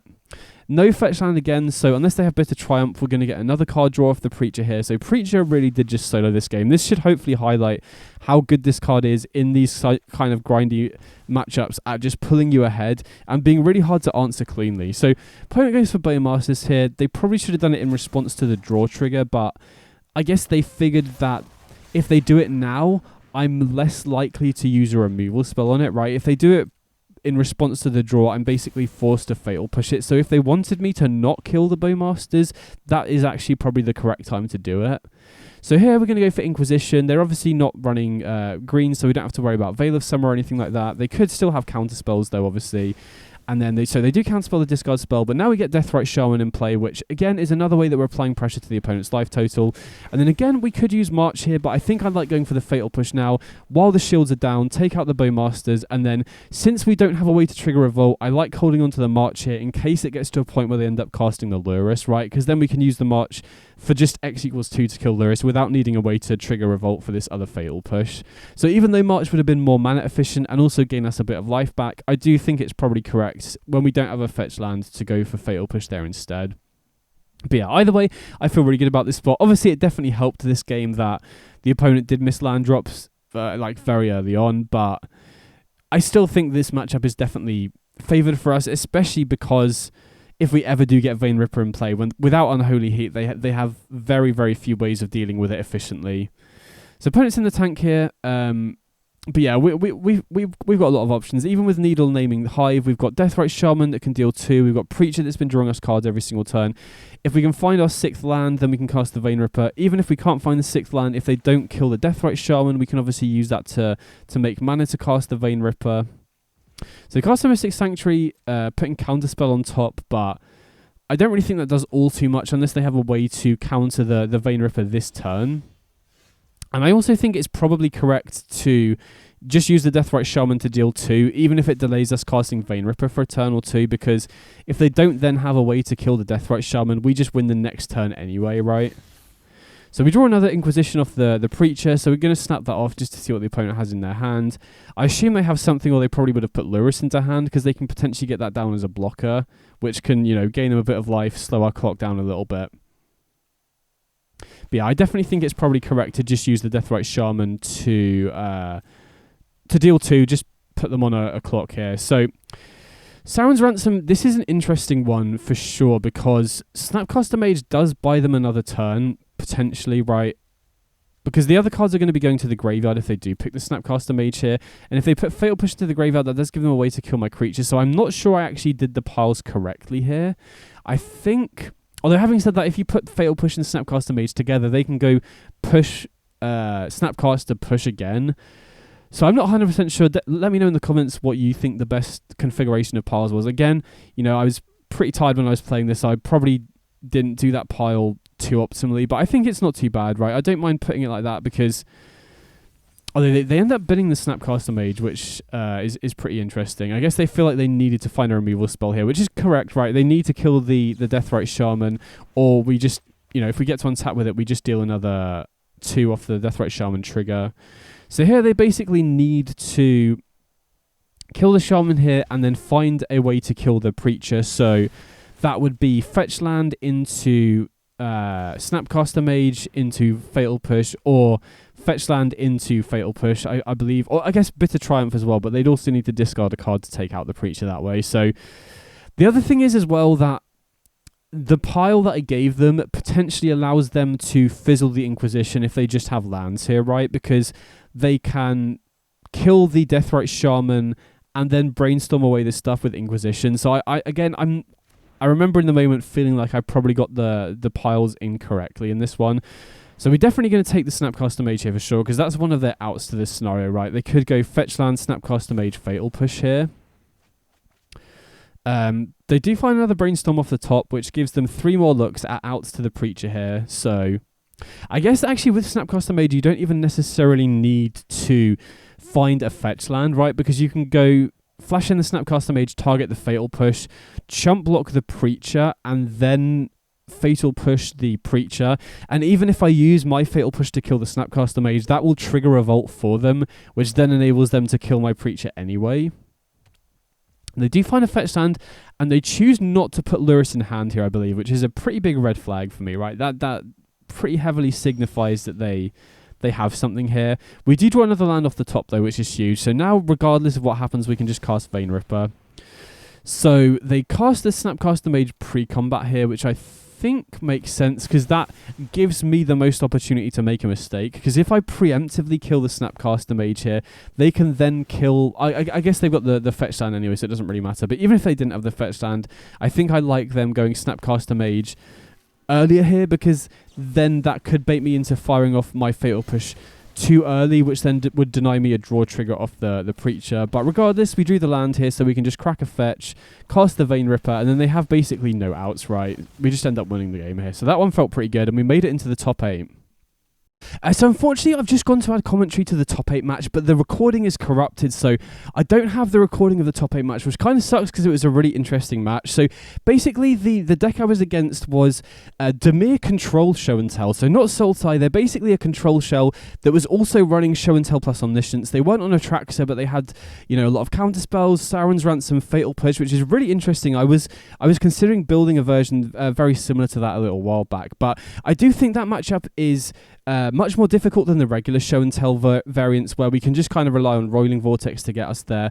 But I still felt like I had a reasonable shot there. So basically, the way the match went from my memory was game 1, I managed to get Sorin into Vein Ripper down on turn 2. I believe I was on the draw. Yeah, I was definitely on the draw because in top 8, first and second was chosen who had the highest seed, and I believe they were second and I was 7th. So they got to go first, and I got Sorin into Vein Ripper down on turn 2, and I believe I surveilled a discard spell to the top, but unfortunately they just naturally had Show and Tell into Omniscience on turn 3, so they won on turn 3 game 1. And then post sideboard I did feel a lot more confident because we had access to the Roiling Vortexes, which were not only great against their combo side of the deck, but is also just a good card against control anyway, and that game was a lot more grindy. So initially they pulled out ahead, they had counter spells for my proactive plans. I think I might have jammed stuff out a little too aggressively. I probably made a mistake, early on, which let them get a foothold in the game. So they were ahead for a lot of the early portion of the game, but I managed to get the game to a point where I managed to get Necro online and started drawing, and the game went really long. One key point in the game was I managed to break Expectations, their Masterminds acquisition, and exiled it, and they only had Fave Wishes as a way to get stuff out their sideboard. So every time they cast a Sauron's Ransom, they were basically always forced to pick the face down pile, because if I had put Fae of Wishes into the face down pile, it would have gone into the graveyard, which they then can't get back with Mystic Sanctuary because it's a creature. So it was a really interesting dynamic in that way. But unfortunately for me, they boarded in Cryptic Coat, which was a really nice sideboard tech because I trimmed the vast majority of my creature removal, and so it got to a point where I finally got Necropoints online, but they'd also found their Cryptic Coat. I believe they only had like 7 or 8 cards left in their deck at that point because they'd gone through so much of it with Sauron's Ransom. So I finally got Necropoints online, but then they started just beating me down with the Cryptic Coat, and so they got their game too. So unfortunately I lost in the top 8, but big shouts out to my opponent. I believe they're called Puri, and they had a really sick list, and they played really tightly as well. So again, very happy with the top 8 finish for sure, especially because I didn't play that well, and I've been really happy with the deck. It's been, felt very competitive, felt like it's got good game plans against all of the established top tier decks, and it's been a lot of fun for me to play as well. So either way, definitely let me know in the comments if you've got any questions about the deck at all. Also, if you spotted any other mistakes during the gameplay, definitely let me know, because I'm always trying to find ways to play the deck more optimally. Either way, hope you enjoyed the video, and I'll catch you on the next one. Big up.